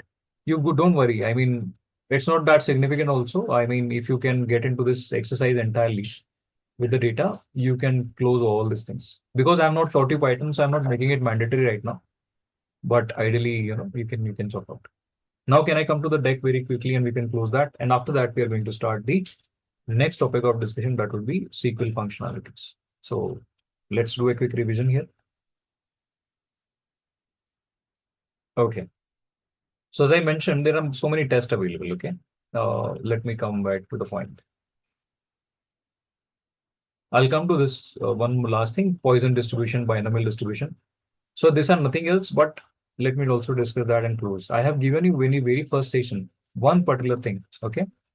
I have given you a handout or a manual for how many types of distributions are there. So if I show you, Wiley, what is that?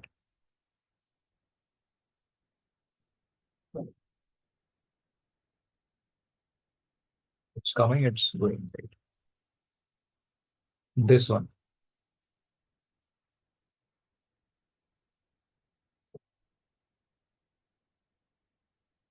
This is the manual, guys. I mean, nothing to remember if you have this manual. So this is what? Understand and choose the right probability distributions. As I mentioned that I am dealing majorly with normal distribution. It will not be the scenario all the times. Suppose I am talking about a case where I'm working for traffic for police department, right? Their concern is what? Number of accidents should be lowered. So ideally what I'll do is collect the samples of accidents happening. So is that data is a normal distribution data or something else? Anybody? Suppose I'm working for a traffic department. I want to control accidents. I'm taking number of accidents happening in a day at different hours at a given location. Likewise, I have multiple locations and I'm going to assume or do some kind of assumption testing over there that why these accidents are happening. There is no significant difference in number of accidents happening on Wednesdays versus Fridays. You're getting my point where I'm coming from. There is no significant difference in number of accidents occurring on Wednesday versus Friday. When I say number of accident means what? I'm talking about frequencies. So do you really think Does a normal distribution would be there the case over there, right? Number of accidents is different from sales records. Numbers means frequencies, means your data is discrete. So you cannot apply the same logic there. The distribution is changing. So if Chi-square test. yes, the test would be chi-square test, but type of distribution is what? It is not normal, right? Yes. Right. So it is a not normal distribution means it is something Poisson distribution. Okay. I'll help you. So for example, in this manual, I go and simply write Poisson. You can come to that, right? Poisson distribution. Now see, the Poisson distribution describes the number of times an event occurs in a given interval. Number of telephone calls per minute, number of errors per page in document means number of accidents. Can you relate to that? So this Poisson distribution is my actual distribution of the data. So therefore, the formula of average, the standard deviation, they all change, guys, over there. This lambda is what? The frequency part, actually.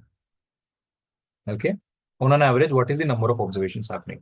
The square root of that frequency would be your standard deviation.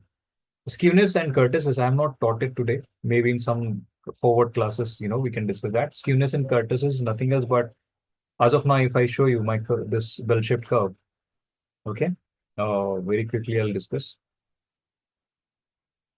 So for every distribution, actually, what is this? No, Ravi, when you said that it is non-normal distribution, and when you compared with the previous data, when we talked about the sales data, what made you think that this is not normal? Because we just said that it is not normal because we are comparing Wednesday versus Friday. So, but there would be still documentation or the, details must be there, like how many accidents happened and all that sort of stuff. I'll tell you so that you can understand it for a time period. Right? I'm sorry to delete that. Hope you can see my screen now. Correct? Yeah, able to see it. So when you get the data, the first thing you should question anybody is that what kind of distribution this data is having. Even after selecting, you need to check what distribution this data is having. Because there are, okay, let me tell you the exact numbers also. So how many types of distributions are there for data? I simply inquire, right? Okay, so this comes as a probing. So we need to ask the party for whom we are just working on. Is that something you're saying? Correct. Okay. This is very, very discreet. Let me show you from this manual. Okay, let's get into that. Ravi, can you please share the book link for reference? Yeah, I did last time. I'll again share it. No worries. So let me tell you. I think in the fraud detection example, you explained what Right. type of distribution to be used. For example, poison in the case of number of times or repetition, frequency based thing. And yeah, multinomial, this distribution. Yeah, right. But I'll again come to that because this should be clear in your mind, right? So this appendix is understanding and choosing right probability distribution. Okay. Why this topic is important, though people take it aside, nobody even cares. They simply start working on formulae, logics, everything. If you go to this, check, very interesting thing coming to your life, right? AWS, DQ, and DQ. Okay. AWS, DQ. This one. Okay. This is being followed from the discussion of data quality. Means those who are data managers, data governance officers, by the way, they should have this particular understanding. What is DQ? DQ is data quality, right? When you go to deep level of data quality checks, this doesn't fall under machine learning purview, but because most of the times what happens, guys, is your data manager is there to handle this. Okay. So data comes in, there is a DQ check, which happens at a data quality constraints. And In that case, you'll find one particular discussion that, what is that?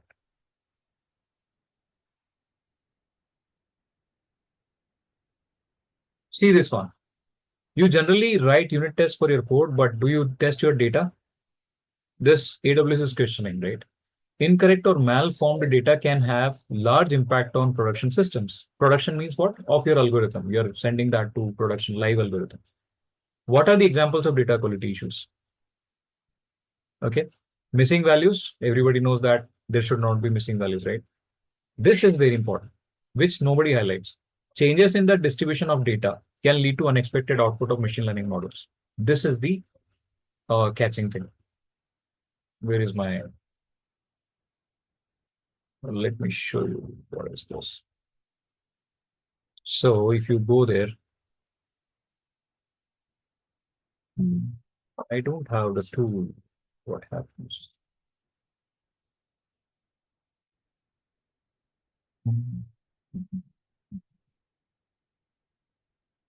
Okay, never mind. But you can see my screen, right? You can see the second pointer. Please confirm. Yep.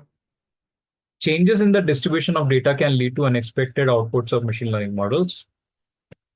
That's why I'm discussing this in these kind of scenarios. Nobody will you come to this level of conclusion. Even if I discuss with data ops engineers, uh, big data, kind of governors, even the subject matter experts like chief data officers, they most of the time they ignore the second parameter, which actually changes the entire game. Why?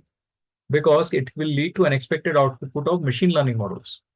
But why a data engineer would be worried about machine learning models in the initial stage?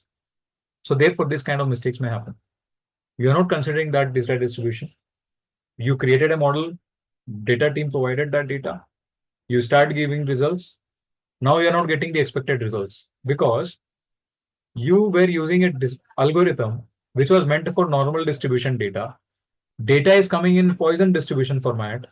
How that logic will be applied for a linear regression model of that particular quality, so you don't get quality results. Sometimes the value should be in discrete, output is coming in decimals because algorithm is designed like that. Now you're getting it. Why distribution check has to be on before we start? And that is what my question was. Like someone gave you the data, so still you have to go through the data again, derive your own, thesis on that, like what sort of a data and what testing algorithm it should be having. That is what more like the question, because just like that, we cannot decide if they say that it is a, non-normal sort of a data or it's a normal data. You need to still go through it. Perfect. Thanks a lot, Ravi, for taking the effort to go back. Thank you. Exactly. And I mentioned it from production side because many times my team also does that, right? And I have to, interrogate them on these fronts, but it's common problem. So I made it very clear. I go for a DQ check first, and within that DQ check, I need to ensure that what distribution of data would be coming in. If you change the quality, sorry, if you change units, for example, right now you're making a data prediction on which was in INR. Suddenly your management change that into dollars, right? So that is a change in units impacting your obviously distribution, because earlier it is normal distribution only, but within that distribution also the skewness and kurtosis will change. So what I was saying is, even if data is normal only, but distribution still can change because their pickedness will change. I'll come to that distribution discussion. But here is the manual you have, guys. So for every distribution pattern, you'll find that there is a different formula for same thing. Mean, standard deviation, skewness for one particular distribution. You go to any other. Mean, standard deviation, skewness, and kurtosis. You go to another one. Mean, standard deviation, skewness, and kurtosis. And this PDF, probability density function formula to calculate your p-values. So no need to worry. Don't get into that deep. But see, there is hyper geometric distribution. I'll just name it, right? Which formula are very, very weird. You don't want to get into that, I guess. If you go to the next, there's negative binomial distribution where the binomials are divisions are there, but only towards negative side, trials kind of things.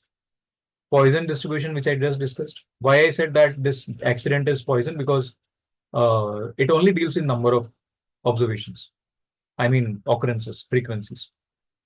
Continuous distribution means it is not always normal. Beta distribution. Beta distribution is what? The values of this distribution is basically for continuous, but the range will be from 0 to 1. So you can be becoming dubious, right? So it can take value from 0 to 1, 0 0.45, 0 0.56. It's not 0 and 1, but any fraction between 0 and 1. Then also it is a distribution which is continuous in nature. But this distribution is beta distribution. It happens when you're dealing with fractions, right? Ratio proportions of finance. So in finance, we deal with ratios. So values will rise between 0 to 1. So therefore, you'll see that it's not 0 and 1 always. It is 0 to 1. So that is the range in decimals. So therefore, continuous but beta distribution. But I don't know if any finance guy is using that, right? Then Cauchy distribution or Laurentian distribution, right? When it is used, condition is given there. Okay.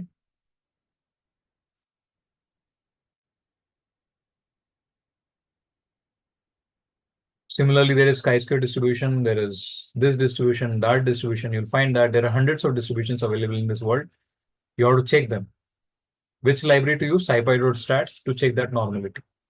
This particular library, if you see, which I just shared one thing with you guys, that assumption, what is that? Where it went, guys? Has it gone?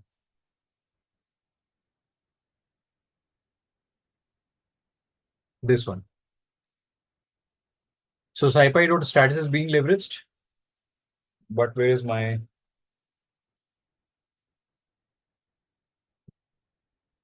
machine learning mastery? 17, I think 17.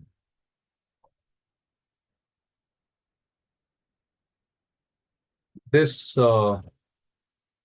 cheat sheet which I was talking about, to check that distribution, there is test known as normality test. So Shapiro will test to understand that whether it's a distribution is normal or not. Normal distribution, don't get confused. Its name is also Gaussian distribution, as per the scientist name. So don't get confused, okay? So it's also a Gaussian distribution. So I have everything. What I simply say is I am applying Shapiro test. Then I have another test on the same normal test is normal test. Anderson-Darling test. This is also checking whether distribution is normal or not. So major distribution, which by default everybody is working is normal distribution by default. But if you can be very specific, it is beta distribution or it's Lorentzian distribution, whatever distribution, then your decisions would be perfect. Here, the average decisions making, you can make it with normal distribution. But decisions are still not perfect unless they are using these kind of aspects. For every distribution function, there is a formula for all these items. And last part, what I mentioned, skewness kurtosis is nothing else. Very simple item. I mentioned that if there is a normal distribution, we have one tail here, positive. If this tail is, instead of this line, it has a distribution pattern like this. Okay. If this pickedness is moving from central line to left side, means imagine stock market. There are negative news, right? So negative news have more impact than positive news. So we'll see that data is more negative in terms of a down failure of the market, right? So the average of the stocks will be like this, not that which is standing straight. This is known as skewness. Okay, guys, what is skewness? When the pickedness of this particular bell-shaped curve is either towards negative side or towards positive side. So it could be positive or negative skewed. When a stock is positive, when good news are coming in the market, average income can go beyond its current situation. It can move to the left side. This is known as skewness. Kurtosis means that this tail, which was this in a normal distribution, can go upside or can even come downside, flattened one. So this is known as kurtosis. So skewness means what? Skewness basically is going to be the pickedness, left or right. And kurtosis means what? The pickedness, but from bottom to upside. So their names are given: negative skewness, positive skewness, and kurtosis is This kurtosis is basically known as platykurtic. Platy means it looks like a plateau. Okay, this is a platykurtic distribution. This normal distribution is meso.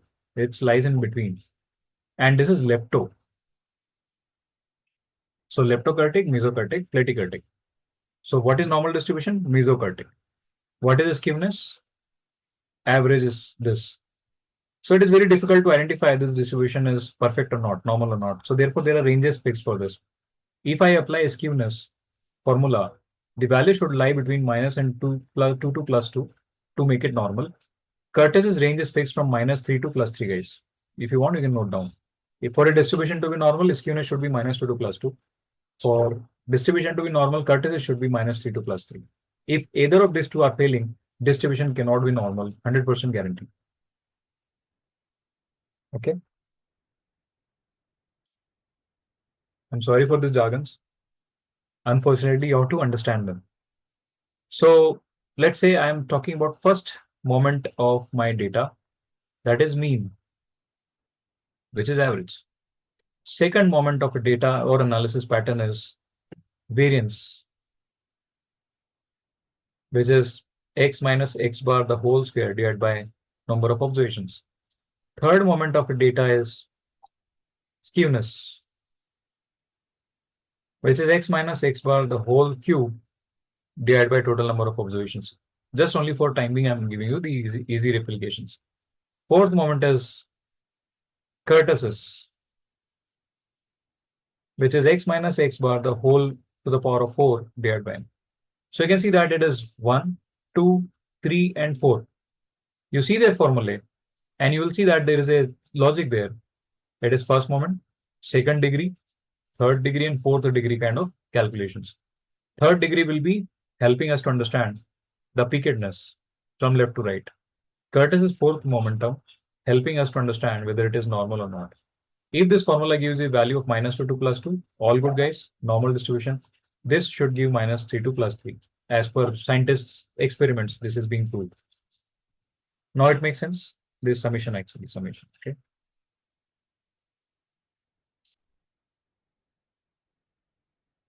And what a test is doing, suppose there is a normality test, right? Or KS test or whatever test we have. So their formula will be dependent on skewness and kurtosis to test that assumption. Are you with me, guys? Am I audible? Are we connected? Yeah, now it's more confusing. I think if we have good examples there, we will understand more. I think it's more confusing, at least for me. I understand, but see, I mean, if you understand, it's very simple, right? I want to test normality manually. So what I do is I take average. Average is like this average and variance formula are set for distribution type. I shown you there, right? On that cheat sheet, the choosing the right distribution patterns. So check that range is as per that or not. If even you are not satisfied, check the skewness range. Even if you're not satisfied on distribution, check the kurtosis value. And this formula will change for every type of distribution. This is for normal distribution. So the ranges I have given for that distribution. So Dr. Ravi, so whenever we get the data, we just have to review these parameters and confirm the distribution is normal before proceeding for the analysis of the data. Why so? I mean, how easy it is? It's not rocket science, right? So I go to my notebook and I simply say that, hey guys, sorry. I simply say that what? Data and it has close price. Okay, guys? I want to check skewness. You give me the answer. Dot skew.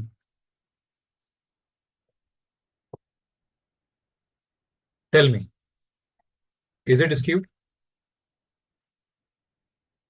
Yeah, it is within minus 2 to 2. So it is in the range of minus 2 to plus 2. It is not skewed, right? Okay, it's a normal distribution. But let me check next item, right? Vertices.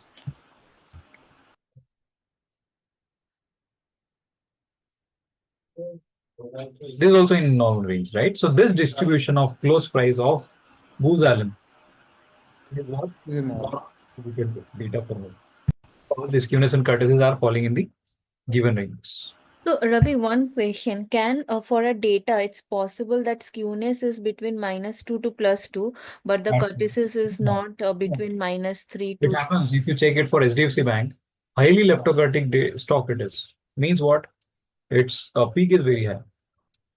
Okay, So so that's in what that case, it won't be like, so basically we need to find both of them to determine whether it is a normal distribution. Right. Okay. To avoid that confusion, therefore there are tests, normal test, Anderson-Darling test. So that's why these tests are coming. Now see the curtices of volume, 42. You can't even imagine, right?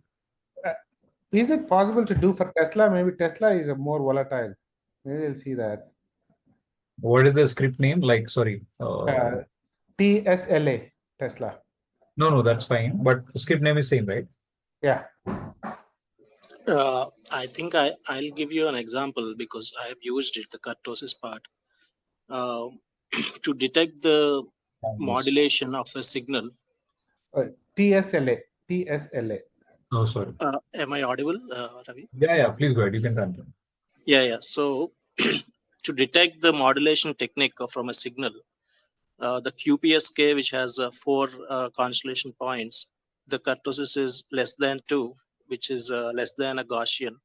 Correct. Whereas the 16 QAM is approximately Gaussian, which is approximately 3, whereas for more than 16 QAM, like 32 QPSK or QAM, 64 QAM, it is greater than 3. So we computed kurtosis to detect whether the modulation is QPSK or QAM, or based on the kurtosis, we can, that's a practical example of how we use the kurtosis to decide the modulation technique. By the way, this is in signal processing. He's already using that, right? Right. Similarly, when they're saying, Tesla is a volatile stock, volatility is measured only with one thing, that is variance or standard deviation. The skewness and kurtosis is taking the distribution pattern of the data. If a stock is volatile, doesn't mean that it is always going to be non-normal distribution. Okay. Yeah. So skewness, if you see of Tesla, it's like around what? It's 1.12 or something like that. Correct. Normality is there. But obviously, there is one more thing which I have not But discussed. this is I think 10 years back. The We are taking, the records are till date. This is a complete record of till date from beginning to end. Okay. Yeah. So if you see that, I mean, let me show you. If you say data dot tail, okay. Let's see till the, sorry. Data dot tail. So this is till when? 28th April 2025.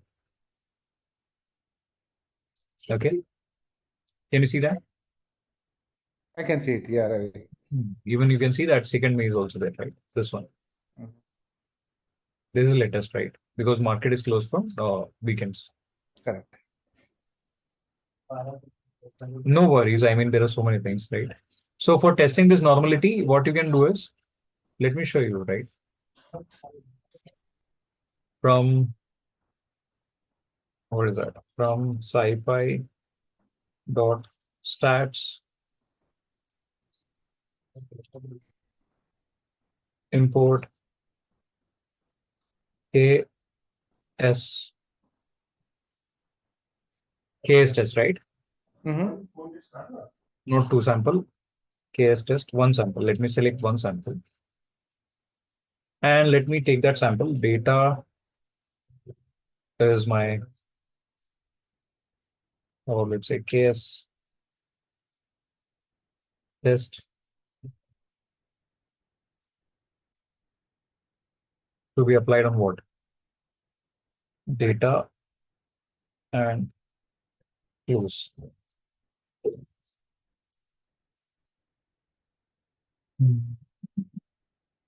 Or let me write this directly. KS underscore 1 sample. Okay, it is asking for cumulative density function. So I have to name it. Don't get into that. It's cumulative density function is equivalent to probability density functions overall values, right? Area under curve. So let me show you. CDF is equals to normal distribution. I'm taking what? Normal distribution. What is that now? Guys, don't give background noise. So CDF is cumulative density function, which is set to norm. CDF any should be anything, right? Let me put that. I think you don't need to assign. I think you can just put it now. Is it expecting some kind of method over here? Yeah, normality. I mean, this CDF is normality based CDF, right? Let me But check. you're trying to provide the name, but it is expecting a callable method. So seems like it's expecting some kind of method implementation over here. I think it says name No. norm is not defined. See, we have KS underscore one sample similarly, right? Which we are operating. Let me show you once again. What is that? Show you. Yeah. Okay. Oh, sure. Okay. So you see that it's CDF is mentioned, which is basically now saying without any particular definition, it can work out, right? So let me just simply say CDF instead of saying CDF normally. Let me check that. That's what you say. Yeah. But it's saying, string is not callable. So let me test. Otherwise, I'll go to that library. No worries. Just say CDF. Don't even say norm or anything like that. Just say CDF and try to see if it works. But I have to assign that, right? Without that, I don't know. See, let's get into that. Don't waste time. So what is that library? Yes. One sample. Sci-fi, right? What was there? Opening up.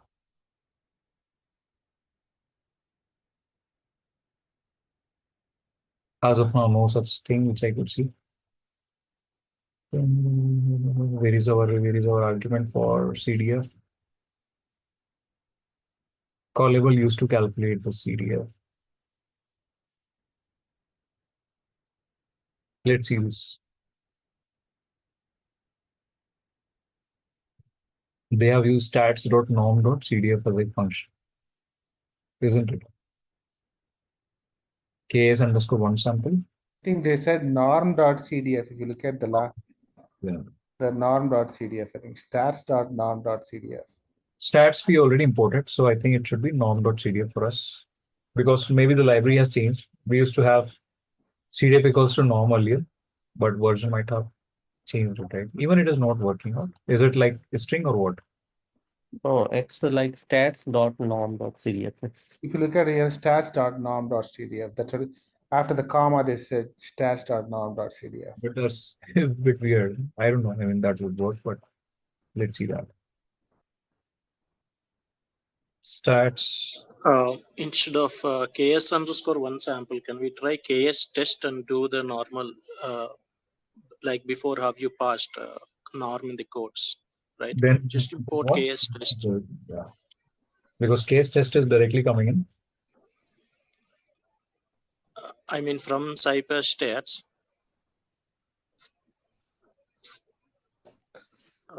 I mean from the Okay.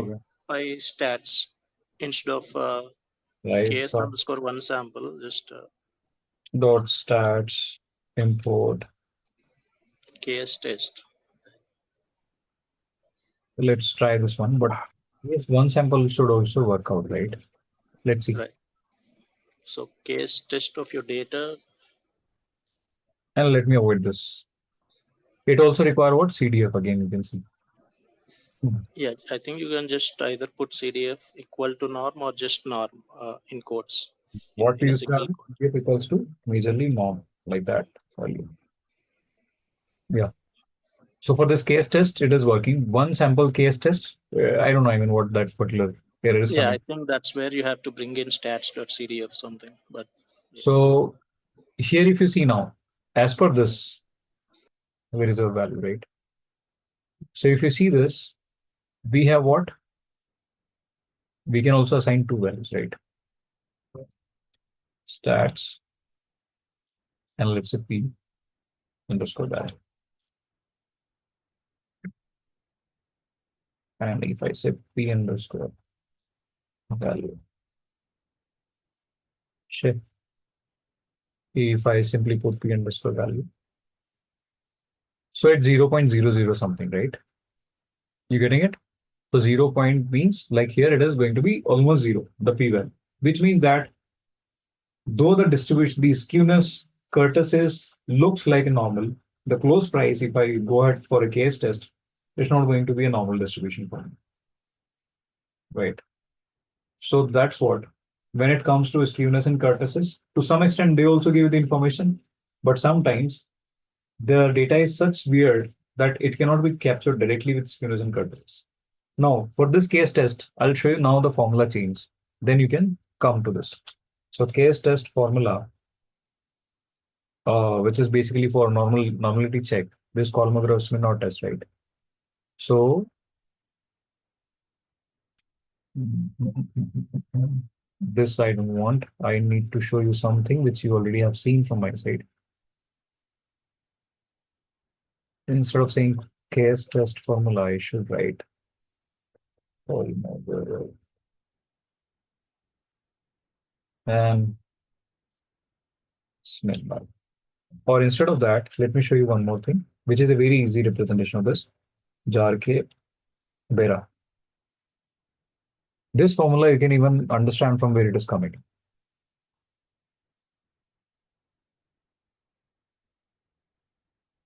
Which one is good? Can you read, so see my screen? This Jarke Bera, right? N by 6 is what? N is total sample size divided by 6. S square means skewness and the square of skewness.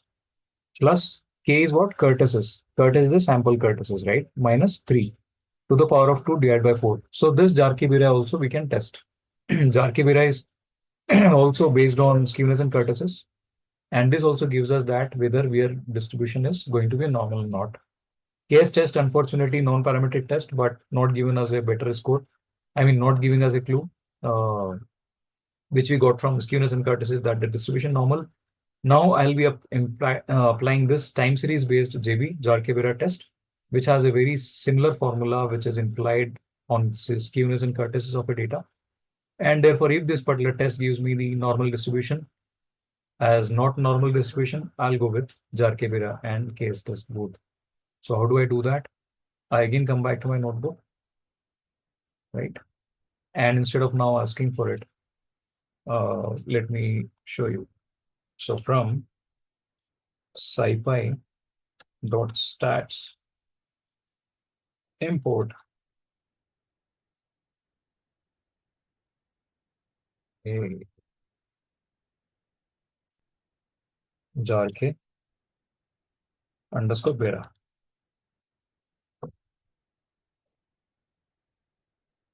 Here is the mistake.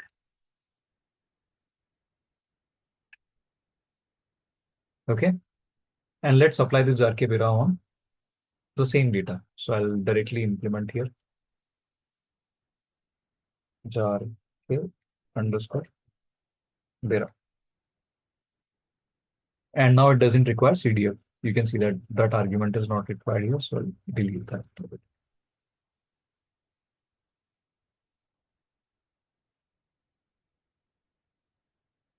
So can you see this? Even as per Jarke Bera test, the value is very, very, very low for p value. It's 0.173 zeros. And then 17. Getting it, guys?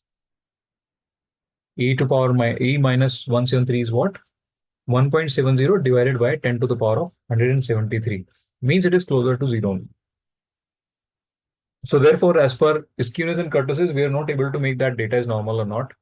But as per Jarke Bera or a KS test, even if you try Anderson and Darling test, you'll find that this data distribution is not normal.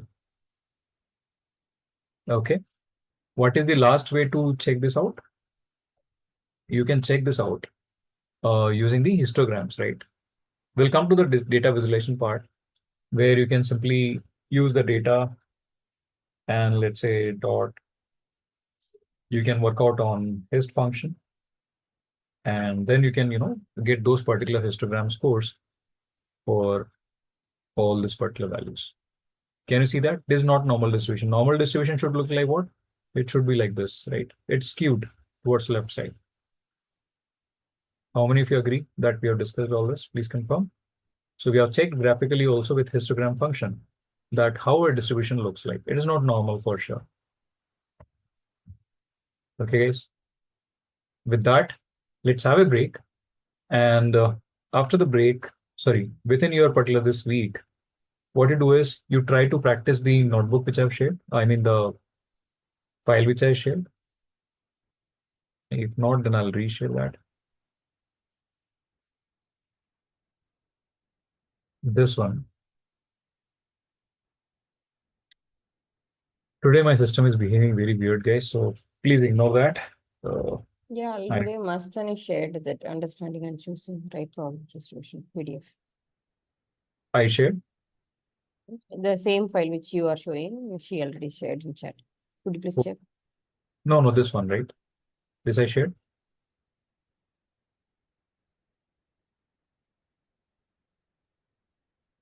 Please check.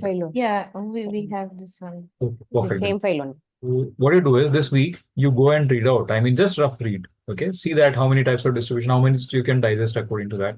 At least see normal distribution, Poisson distribution, only two. See their formula and all, which we discussed. Slightly the difference would be there. Basis the kind of the workaround which we have, basis the distribution, and this is a must, right, for everybody. You work out on all this data which are given there. Create one data file there, data one, data two. Try to implement that particular logic and just see the output. Try to infer it, right? And this would be good for ANOVA. When to use ANOVA, guys? ANOVA is analysis of variance. When you have more than two variables which are going to be independent, in that case, you have to use ANOVA. So formula of ANOVA is given in your PDF, right? So if you go to this PDF, where is that? You go to this PDF, your formula for most of the tests, so that you can go and just check it out. No need to mug up the formula. Simply see that how, but from that notebook which I shared on machine learning mastery, all those 17 items you can practice as per your convenience. So there's a Poisson distribution formula, application of Poisson distribution, normal distribution, right? Number of observations present over there. Mean is kept at center as 0. Standard deviation is selected as 1 for normal distribution. How do we find the Z value? How do we work out on hypothesis testing, right? Real world examples of alternative, null assumption, explanation of significance level, right? The remaining 5% reason. This H1 is true means what? H0 is false means what? Type 1, type 2 error is nothing else but assumption when it is actually false, but you are actually selecting that. So vice versa can happen. I mentioned one example of making these errors. When a judge is penalizing a person who is innocent, is a bigger error, right? So likewise, you have to see in what your scenario.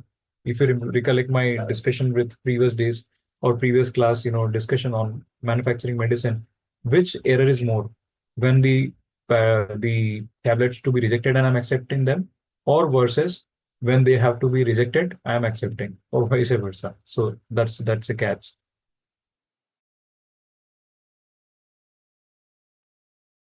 To sold out means it's a bigger error because that difference from weighted average of 500 mg can impact the patient's health. So that is a bigger problem. Accepting the mistake would be.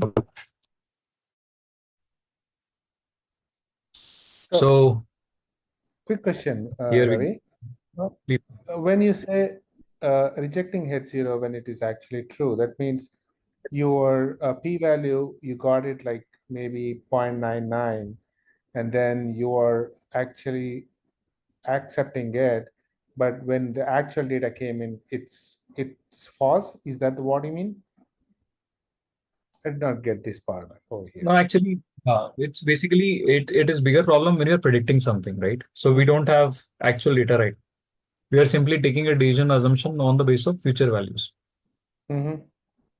Or it can happen that maybe management overlooked, still avoided that. You have seen that testing manipulations basically managed, maintained by your superiors. So if they ignored it and then makes a mistake, what is the impact?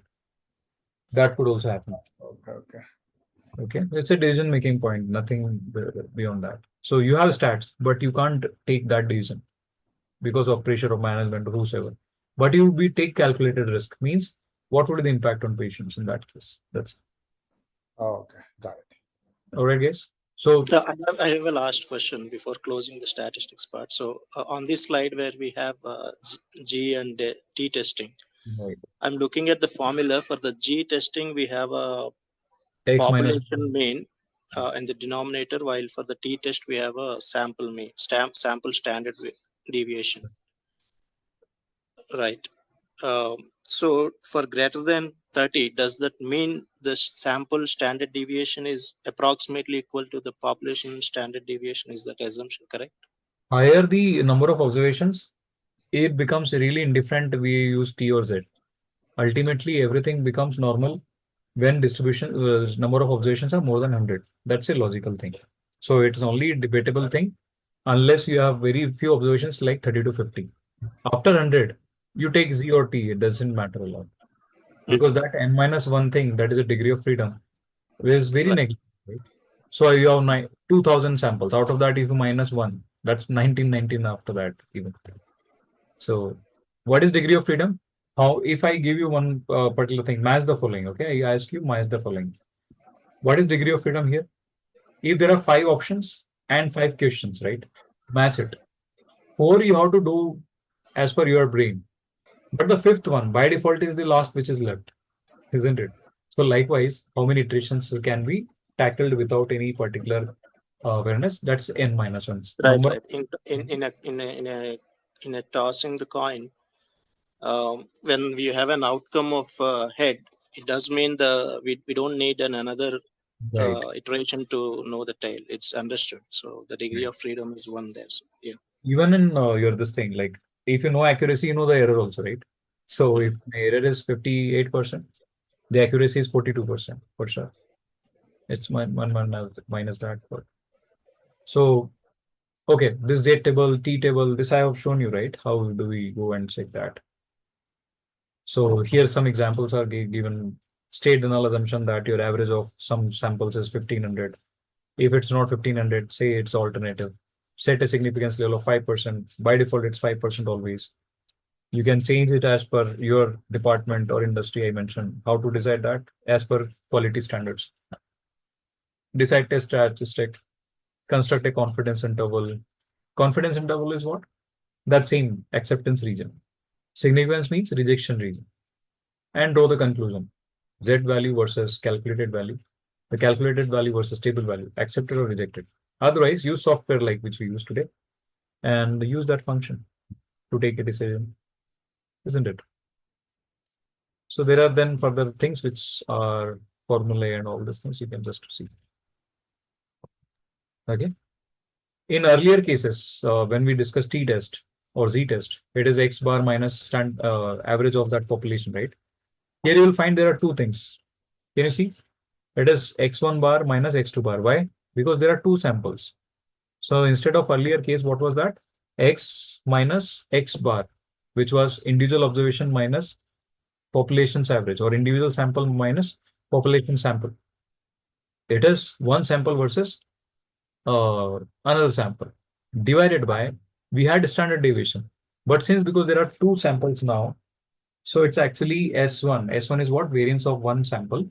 S2 is variance of another sample divided by total number of observations. Take the square root of it. That's the only formula change in when you're having two sample t tests. For more than two, you can see how much risky then it becomes, right? So this is how exactly you deal with multiple formulas. Are we clear, guys? Not rocket science. It's same thing. Same formula is getting multiple aspects.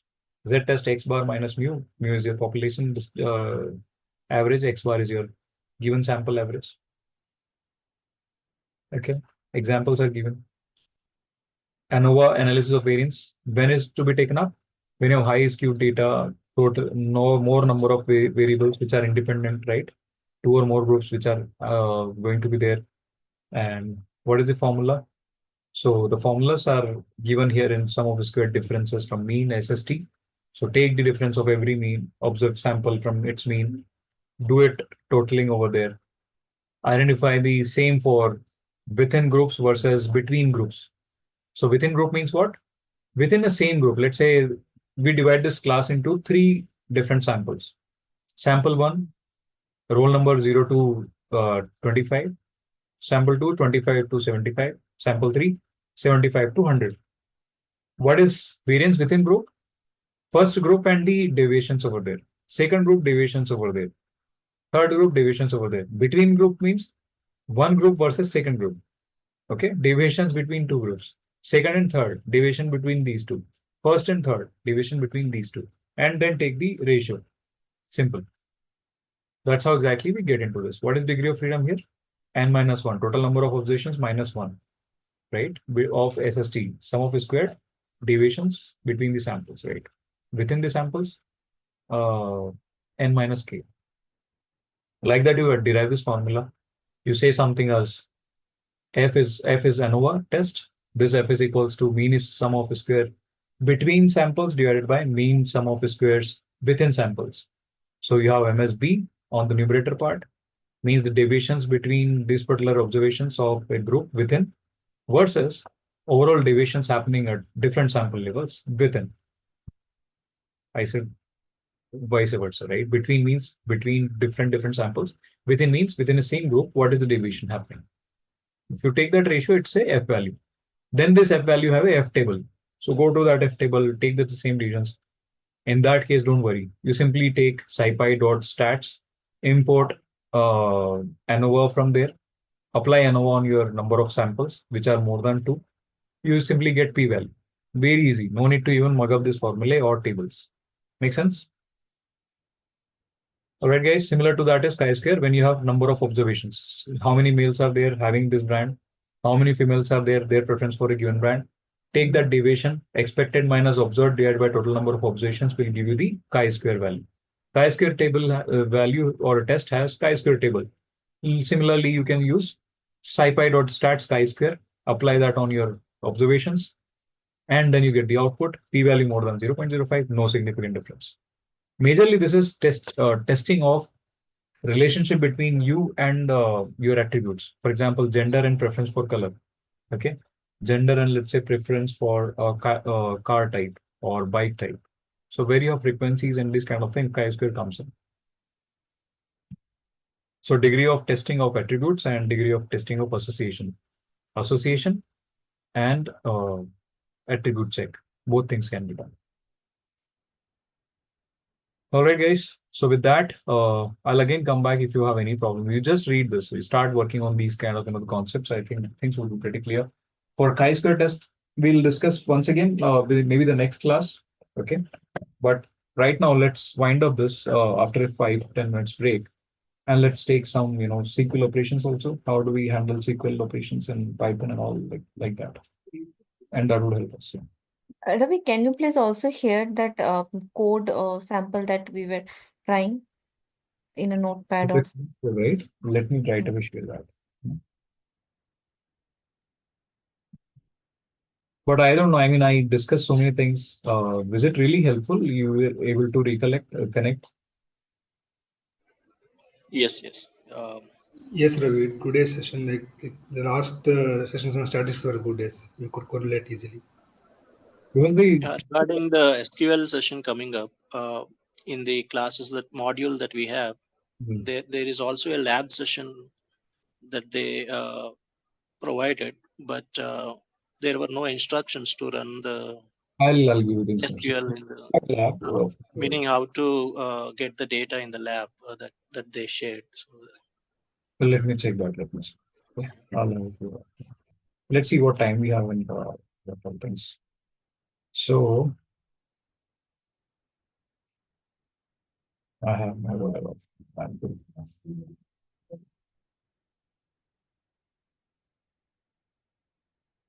Sometimes I'm not able to get into Zoom chat room directly. I hope this notebook, which I'm sharing right now, is acceptable by you guys. shared that in the chat. Taking a break for 5-7 minutes, guys. Give me some time. Okay. It's been continuous thing, and we are virtually dealing, so certain challenges could be there. I'm so sorry if I couldn't make it to the level best, but I'm trying my level best to help you guys to sail smoothly, at least to take those decisions. For me, it's very important that how we are taking decisions on the basis of it. Coding, programming, that by default it is not a matter of that concern today, so that you can anytime work around. But I'll definitely give you the hands-on as much as possible, so we are good. Taking a break, guys. After that, let's come back to the session. Then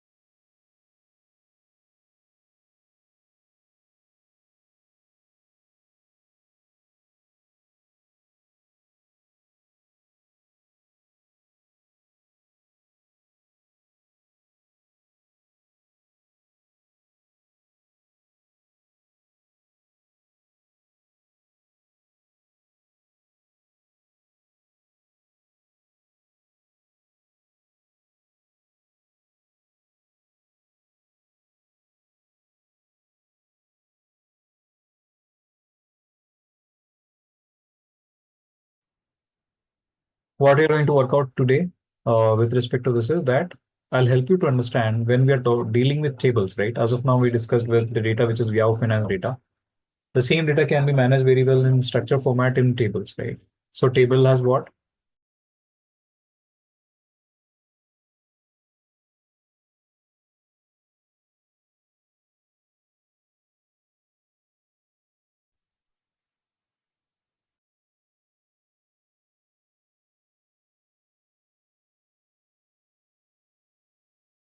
Sorry for the back.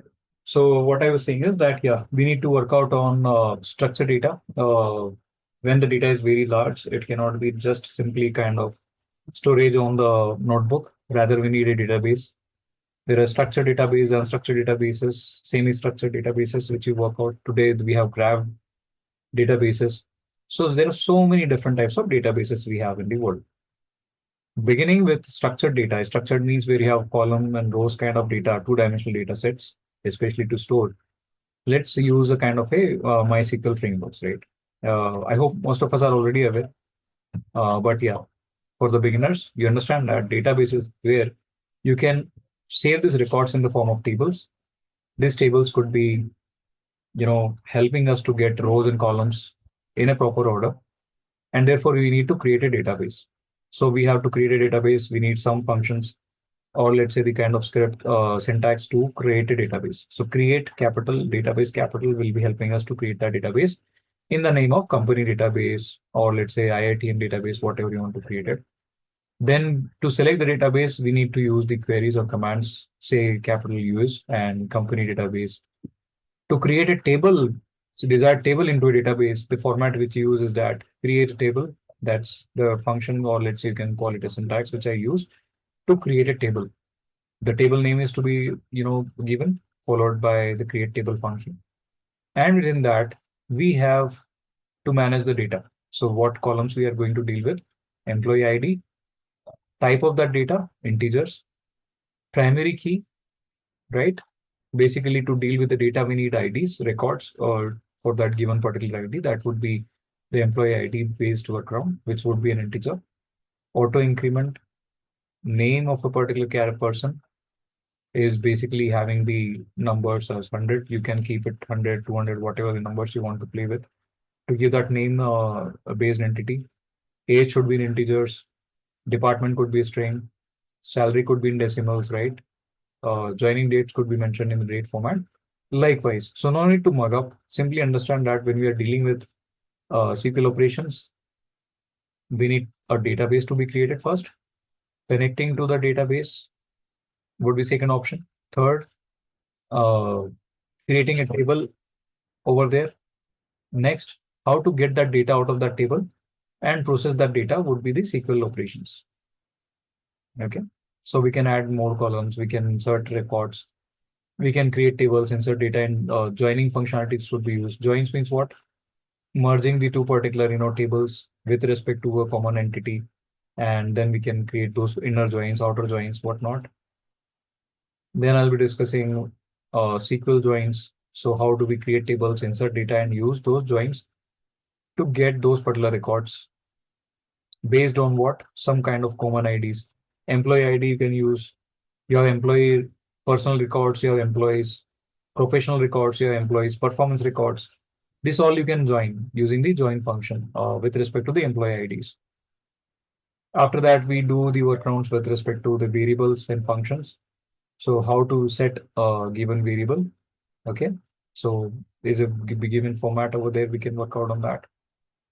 How to run subqueries and views will be the next agenda. How to handle string and datetime functions. How to work on stored procedures. How exactly there we can use some more advanced techniques within the particular SQL tables operations over there. So that you need to understand. Lastly, you'll be seeing the kind of operations with respect to indexing and sorting. Indexing means how do we create the index numbers and how do we filter the records? How do we do the group by operations and roll up the data up to down? How do we work out a NoSQL kind of a data for let's say some kind of semi to non-structured kind of databases? How we handle them properly? How do we handle the multiple documents? How we query the documents? So it means that when I'm dealing with databases, majorly the thing is that it is to work on querying the particular data records. To handle that in Python, we have SQLite package also, which can be directly utilized. I'll teach you the SQLite 3 also. But now my question is that to begin with the basics of Python at least, because I also wanted to show you that in Python, how do I handle the SQL operations? I'm okay. I mean, if you can understand Python, whatever I'm teaching, or you want to have everything from basics. So I think SQL, at least I understand the SQL part of it, get tables and insert and all those things. I think it's better to see like how we can use SQLs in machine learning. That if you can go with that part of it, I think that should be good enough. We don't want the basic SQLs. Maybe I may be wrong. Correct me if I'm wrong, guys. Yeah, same here. Most of us know the SQL, so we can go with the Python. Great. Got it. So then comes the machine learning part. So machine learning would be coming at a later stage. So let's do some kind of your SQL and Python knowledge. So that could be the best in class kind of hybrid exercise. I think we can begin. So let's begin Python and SQL at one time with this particular operation. Does that make sense? Sure. And how many are all aware on Python also? Because I directly cannot surpass those who are actually not even aware of SQL. So I have to take the opinion of them as well. So let me check the chats. Yeah, I mean, do not know both of them. Yeah. It's a bit of I mean, I understand, the kind of let's say, excitement we have to get into machine learning. But there are people mentioning they don't have experience with SQL as well, right? So basic would be required. I mean, I can't deny that part. But let me do a due justice. Let me start from somewhere where they can connect. Everybody can connect, right? Yeah. Bharat's again his point is valid. Let's see that operation. Give me 1 second. Let me open my local notebook for that. So what you require a basic preparation to get into this exercise, which I'm going to have right next is let's have DB browser, okay? SQLite DB browser. You can download it. If it's doable right now, you can do that parallelly.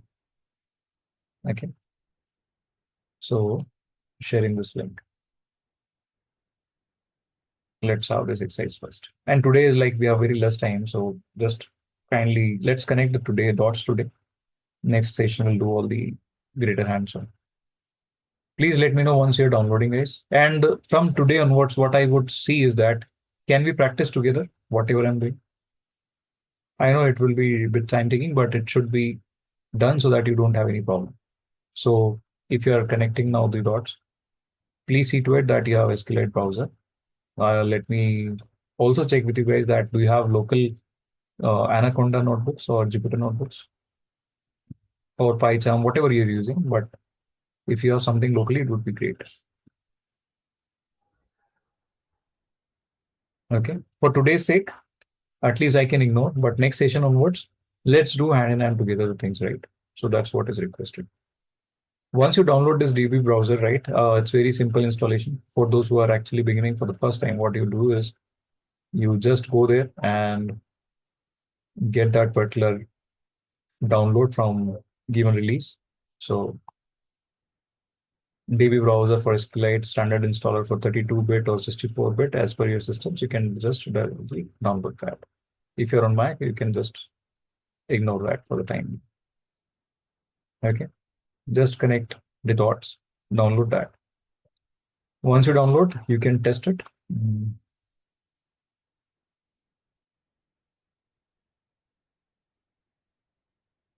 Oh, let me check. So you'll see that DB browser is there in your machine.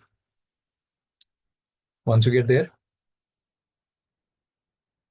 so this database browser, which is locally available, you can test your tables and you can see this basic practices.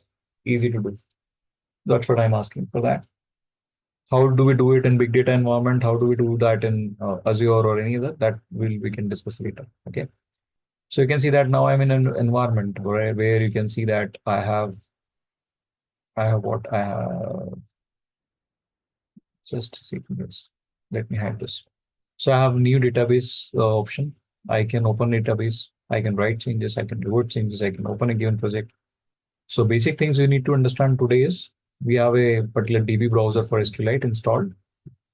From where it gets installed, you go to that link, download that, and as a normal installation process, just follow the instructions. Do next, next, next, and just go to the recommended settings. Once you get that, you can create a new database manually also. Like you go to this and you give a particular name to a particular file. It will be in the form of extension of .db, .sqlite, .sqlite3, .db3, right? So I say a name that's S1, okay? So I save that. And once I do that, this particular database is now up with table properties, indices, the index numbers, views, triggers, anything. The schema also will be mentioned. So if I now work out on this S1 table or the database, it will be coming up with table records. Now to create a table, I can optionally work out on this. I can add fields manually. You can see create table is that SQL operation which I was talking about, and you can start working on it. But let's not do that here. Let's do this programmatically. So this is a software platform which we are getting. Let's install that first. After that, what we're gonna do is try to find something locally. So I have something on a Jupyter notebook within Anaconda platform environment. So I'll be using that. So today we don't have time. Otherwise, I'll give you the download option for Anaconda from there and blah, blah, blah. Well, let's see. So if you have Anaconda there, seems it is corrupted. Let me check.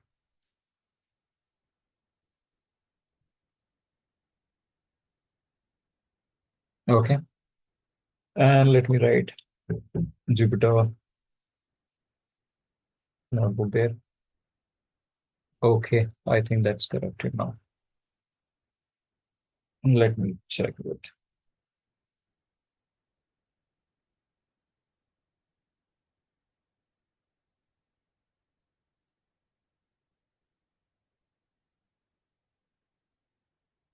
Even I'm losing my connection over there.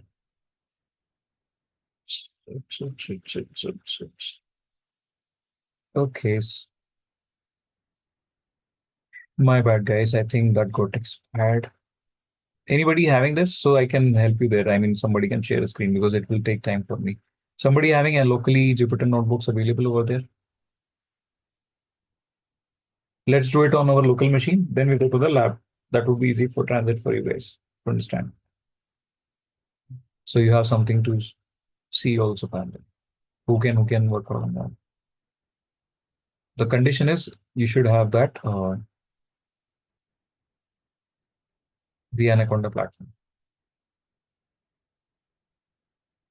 And now can you see that I'm on my browser getting into the lab? Yeah, we can see that. Few minutes I'll take. Just will connect the dots today very quickly, and we'll wind up. After that, we come back next time, do the SQL operations along with Python basics, and then we are all set. And let's see.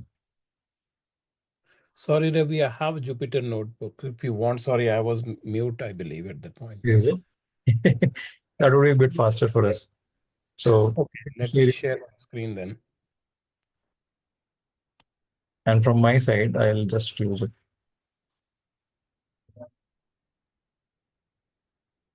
Are you able to see it now? Yeah. Let's take a new notebook. Yeah. And import a package, import SQLite 3. So this import SQLite 3, SQLite 3. Free. Yeah. That's it. Run that. Yeah, you can use shift and enter so that it runs. So guys, what exactly we're doing is to connect. Do you have that browser? You downloaded DB browser, by the way? Yes. Okay. So you want, I'm just trying to run it. What's happening? No, What is nice. it? Shift and enter if you can use as a keyboard. I'm from keyboard. That also would run that actually. I am doing it. I'm not sure why it's. No, it's okay. That it ran. You can go to the next cell. Okay. Let me put something in the chat, right? Otherwise, it will be difficult for you. So I'm now giving syntax in the chat for this. All right. So simply say you're going to have connection. This connection is equals to SQLite 3 dot connect, and it can be set up as memory. Close the bracket and then simply close that. Okay, can you try that? SQLite 3, that is a package name which we're using here. And creating a variable that is like we are connecting the local connection with the database. So SQLite 3 dot connect. In memory database we can leverage. So what I have to do now, I have run it. You ran it, right? Okay. Yeah. Now use cursor. I'll explain all the syntax. Let me just finish it off and use dot connect dot cursor. In the chat I have mentioned again. So mention now cursor is equals to CONN, which you have already defined, dot cursor. You know, you can copy from the chat. You define it. What I'm doing. Sorry, it's a little bit of Windows. So sometime. Okay. This is it. Do I need to? What's next? Yeah. Can you just check cursor and connect also? I mean, open it like you simply say CONN. Just pull it out. That's it. Yeah, just run it. Shift enter. Right, it's available. Cursor also you can check.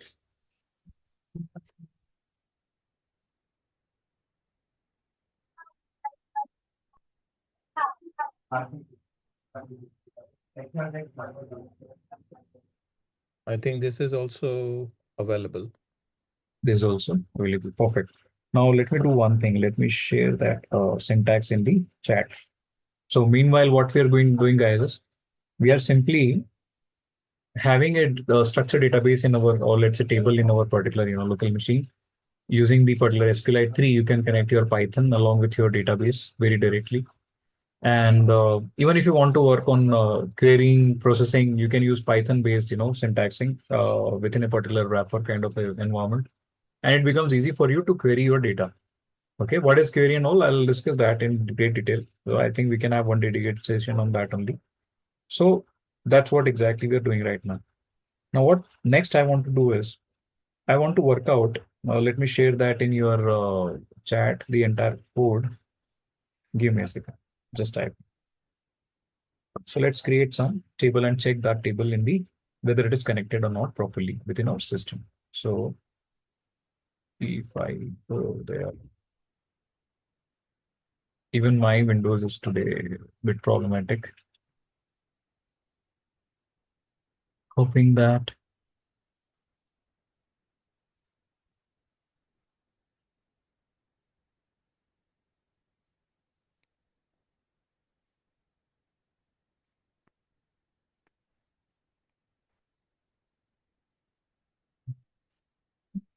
and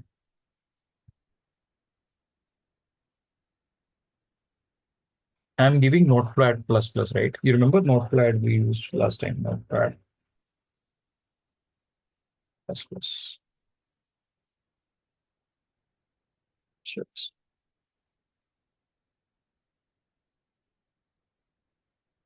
I don't know, my system has become dead slow. Notepad plus plus my login. Sharing the syntax with you, it's checking if I'm a human or not.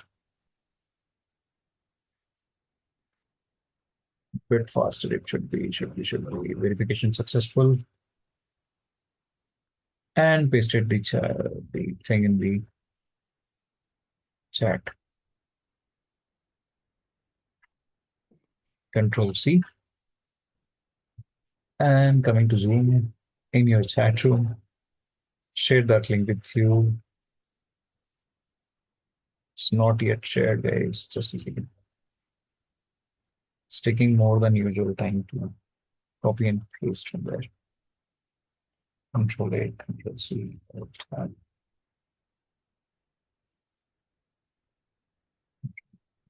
Okay, now can you check?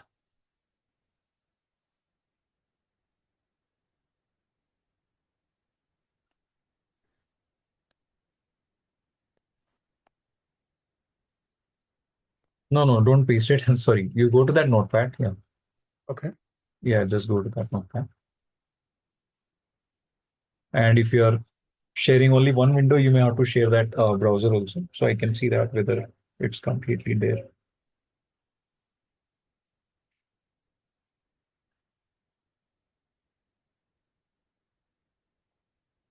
Or you can copy and paste it. Can you see that Are you notepad? able to see now? Here's the entire syntax. Are Can you you? able to see now? No. Not yet. We are only able to see your Okay. Jupyter. Yeah. What I'm doing, I'm just pasting it in here so that we can Yeah, easily. All right. So what we are doing is now we are going to create a table first, right?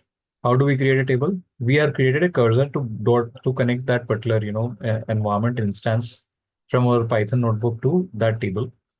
So cursor is basically nothing else but connection which we are building up with that given cursor element. Then we can use dot execute function. This execute function is helping us to create a table for student category, employee category, whatnot. As I mentioned, student ID would be integer, primary key would be assigned, name would be in text, not null values, age should be an integer. Cursor dot execute the second function, working on student IDs to the subject name, scores. Then we are inserting data within this particular table. Data is basically given as Alice, Bob, Charlie. They have their marks. Their subject data is also there. This third observation on their subjects, math, science, their scores. In the end, what you're saying is execute many. So what we are doing is we are inserting into at one go with respect to name, age, their given values under the student data. Similarly, we have subject data inserting those observations into subject data. Connection.commit means that, okay, this connection is not going to be closure, but we are going to make these changes in my table. So commit is committing the changes in the table.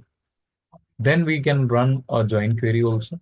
So can you do it in bits and pieces? Or let's say you run it completely. Let's see. I will go one by one. That's fine. Sure. I will just paste it from there again.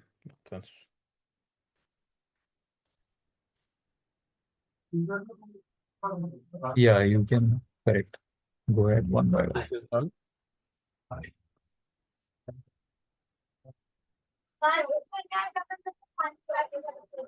Maybe at one go you can write. We can explain that. No worries. Okay, that's fine then.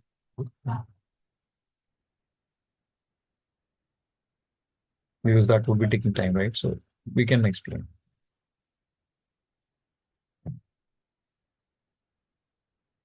Already table name, you created that. Now give another name to that table. That's it. So we have a student table. Just give a student 1, 2, 3 something. Ravi, in case if we have PostgreSQL in our machine, we can execute this query Yeah. there, right? Okay. All right.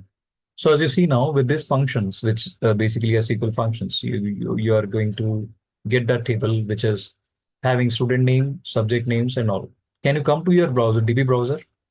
In that case, we may need to see, you need to reshare your screen, right? With full screen sharing option, I guess. Or maybe you can select that DB browser. I will just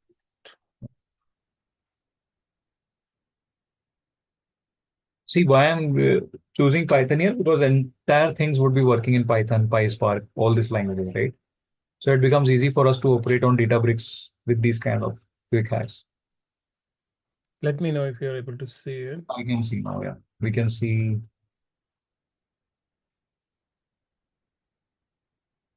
Let's see whether your DB browser get connected locally on this and you get the table accordingly. You can refresh. I've never used it, so you may have to guide Okay. it when you say Can refresh. you open database? Let's see. Can you open database? Yeah, there must be something because Where is that? It might definitely have saved it, right? That file. Maybe on downloads or somewhere local. Where exactly you're dealing with Python? What's your so Python is installed. When we say it is on the, yeah, I need the to just lab check it where it is.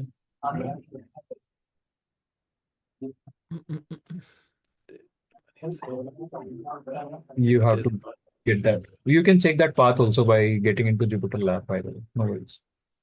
Can you go to Jupyter Lab and there what you say is okay, you're coming with that perspective. I think it must be, but I can just check it from the Jupyter Lab, as you said. That would be the best option. Come on. Let's do that. See, check that directly. Okay. So yeah, right here, import OS. And others also have the same syntax they can use in their local environment. In the next session, I'm going to use that entire lab. Import OS. Import OS. Yeah. And there you see OS dot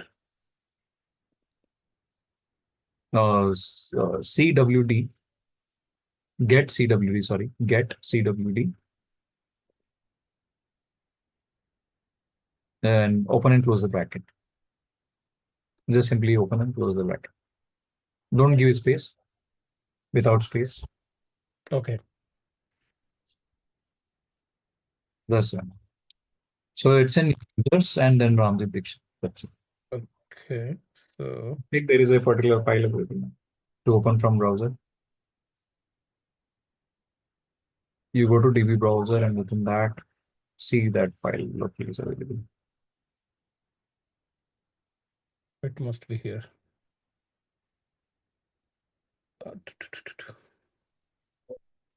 It should be here. This is No, this Python notebook, right? Anaconda application, because just now I have installed when you were saying, so I'm not sure of where it could be. Anaconda application. Let me see if no. Just a second. I'm sharing something to do that.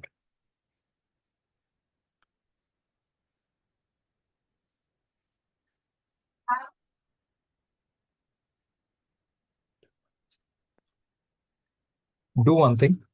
Can you go to that command once again? Because I was working from my machine, right? So I have given you that. Can you go to that syntax?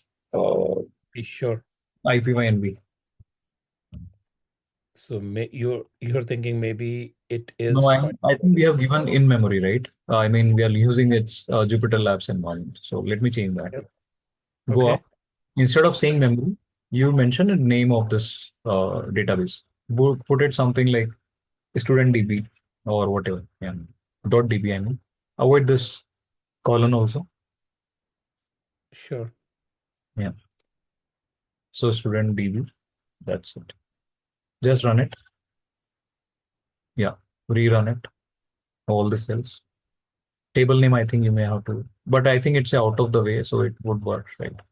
So it is already something. So can you change the name of the tables and all? So I need to table subjects underscore new. I will be just putting new. And here students under student underscore new. I think new was also existed, but let's see, rerun it. See.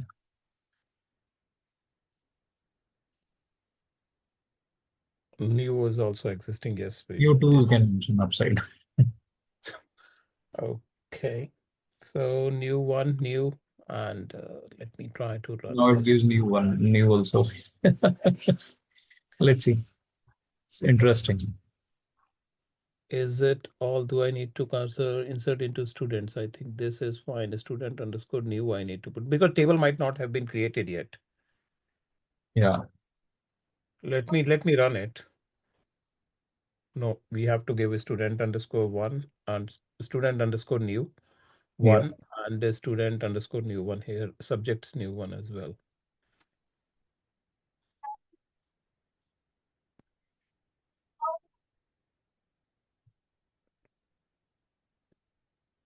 Meanwhile, Ravi, when I'm trying in Jupyter Labs to import SQL3, I'm getting error. Please load a database to perform operations. So Jupyter Lab to SQLite, is there any how to integrate this to Which Jupyter Lab you're using, local or? local? Local should not be the problem, because by default it comes with any version which you have. Can you just install it, like pip install, and let's Yeah, that one only. Okay, let me retry. just try it.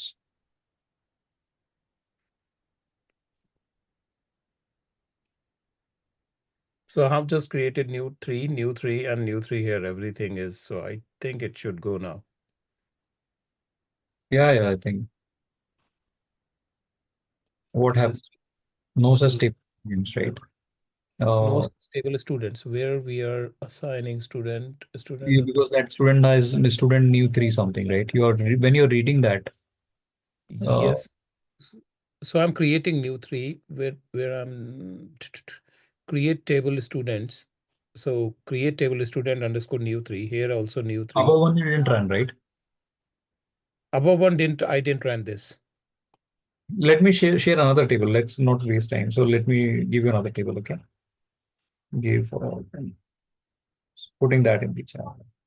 Sure. And the DB name should be the same, right? No. I mean, that's what we last time what we did is earlier we have given in memory to this Jupyter notebook. So that's why it was not getting highlighted there. I want you to work out on the DB browser also parallelly, so other audience also can check. Attaching that in my what is that? Notepad PW. You will be using the same. Only thing making is I'm changing this from, Ramjit, actually the issue is with the reference key, because you foreign key, right? You have to consider students underscore new one, whereas you are considering students. That is the issue. If you can change it, it will work.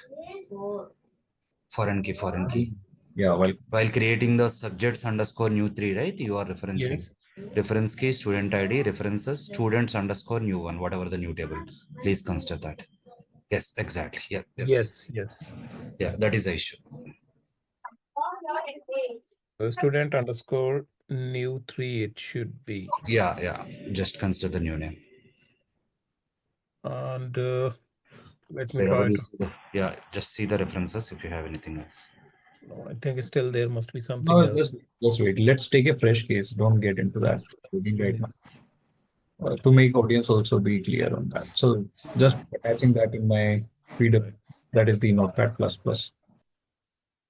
Hey, there's my Or you can delete this cell basically, right? Just delete the cell and create a new one. Through that, yes, that's Just please delete. Right side there is a delete here on upper. You just delete the icon. Yeah, just on that top right. There is up down arrow, right? On that cell line number 28. Exactly. Yeah, just delete that. Maybe you can delete the same thing for 25 as well. Right.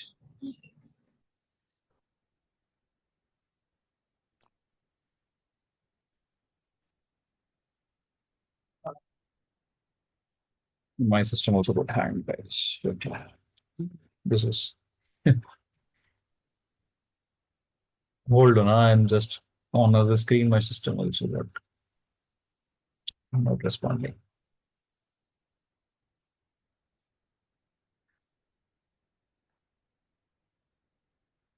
yeah. Now it's created student DB. Let me And come back. database is created.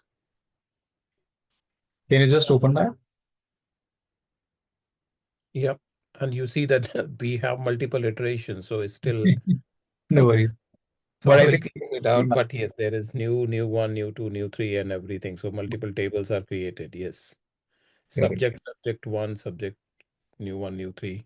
What you do is like you if you go to that my notepad, you can create a fresh table, and that's for employees. So audience also can now refer to the fresh one. So have you pasted it yet? No. We pasted there. The same link would do actually. Yeah. Okay, same link. That's what I was saying. It is only once. Okay.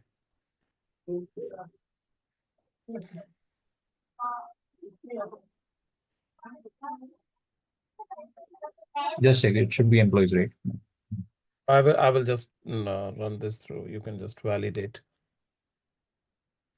So this is no, this is the same. I don't think so. It is a different one.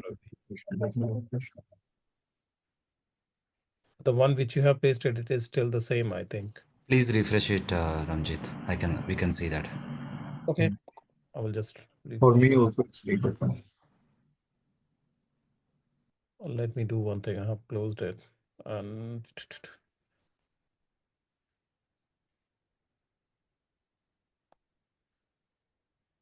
yeah, employee.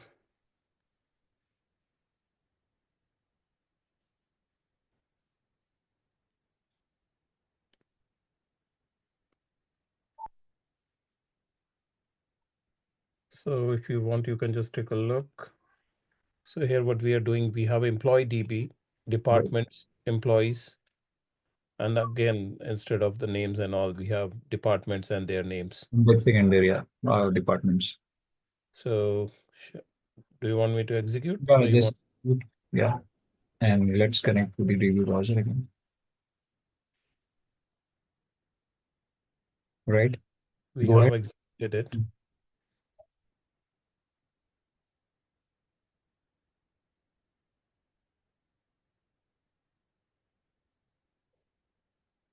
Yeah, we have employee DB. Right. So there are departments and employees tables getting created. Can you just open up that?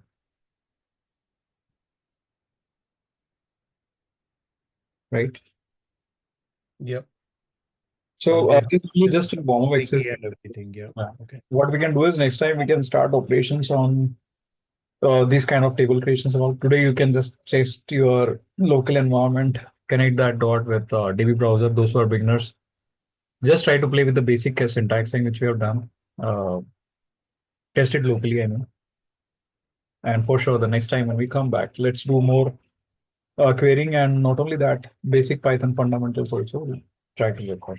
So I hope this stats and all these things have been perfect for you guys.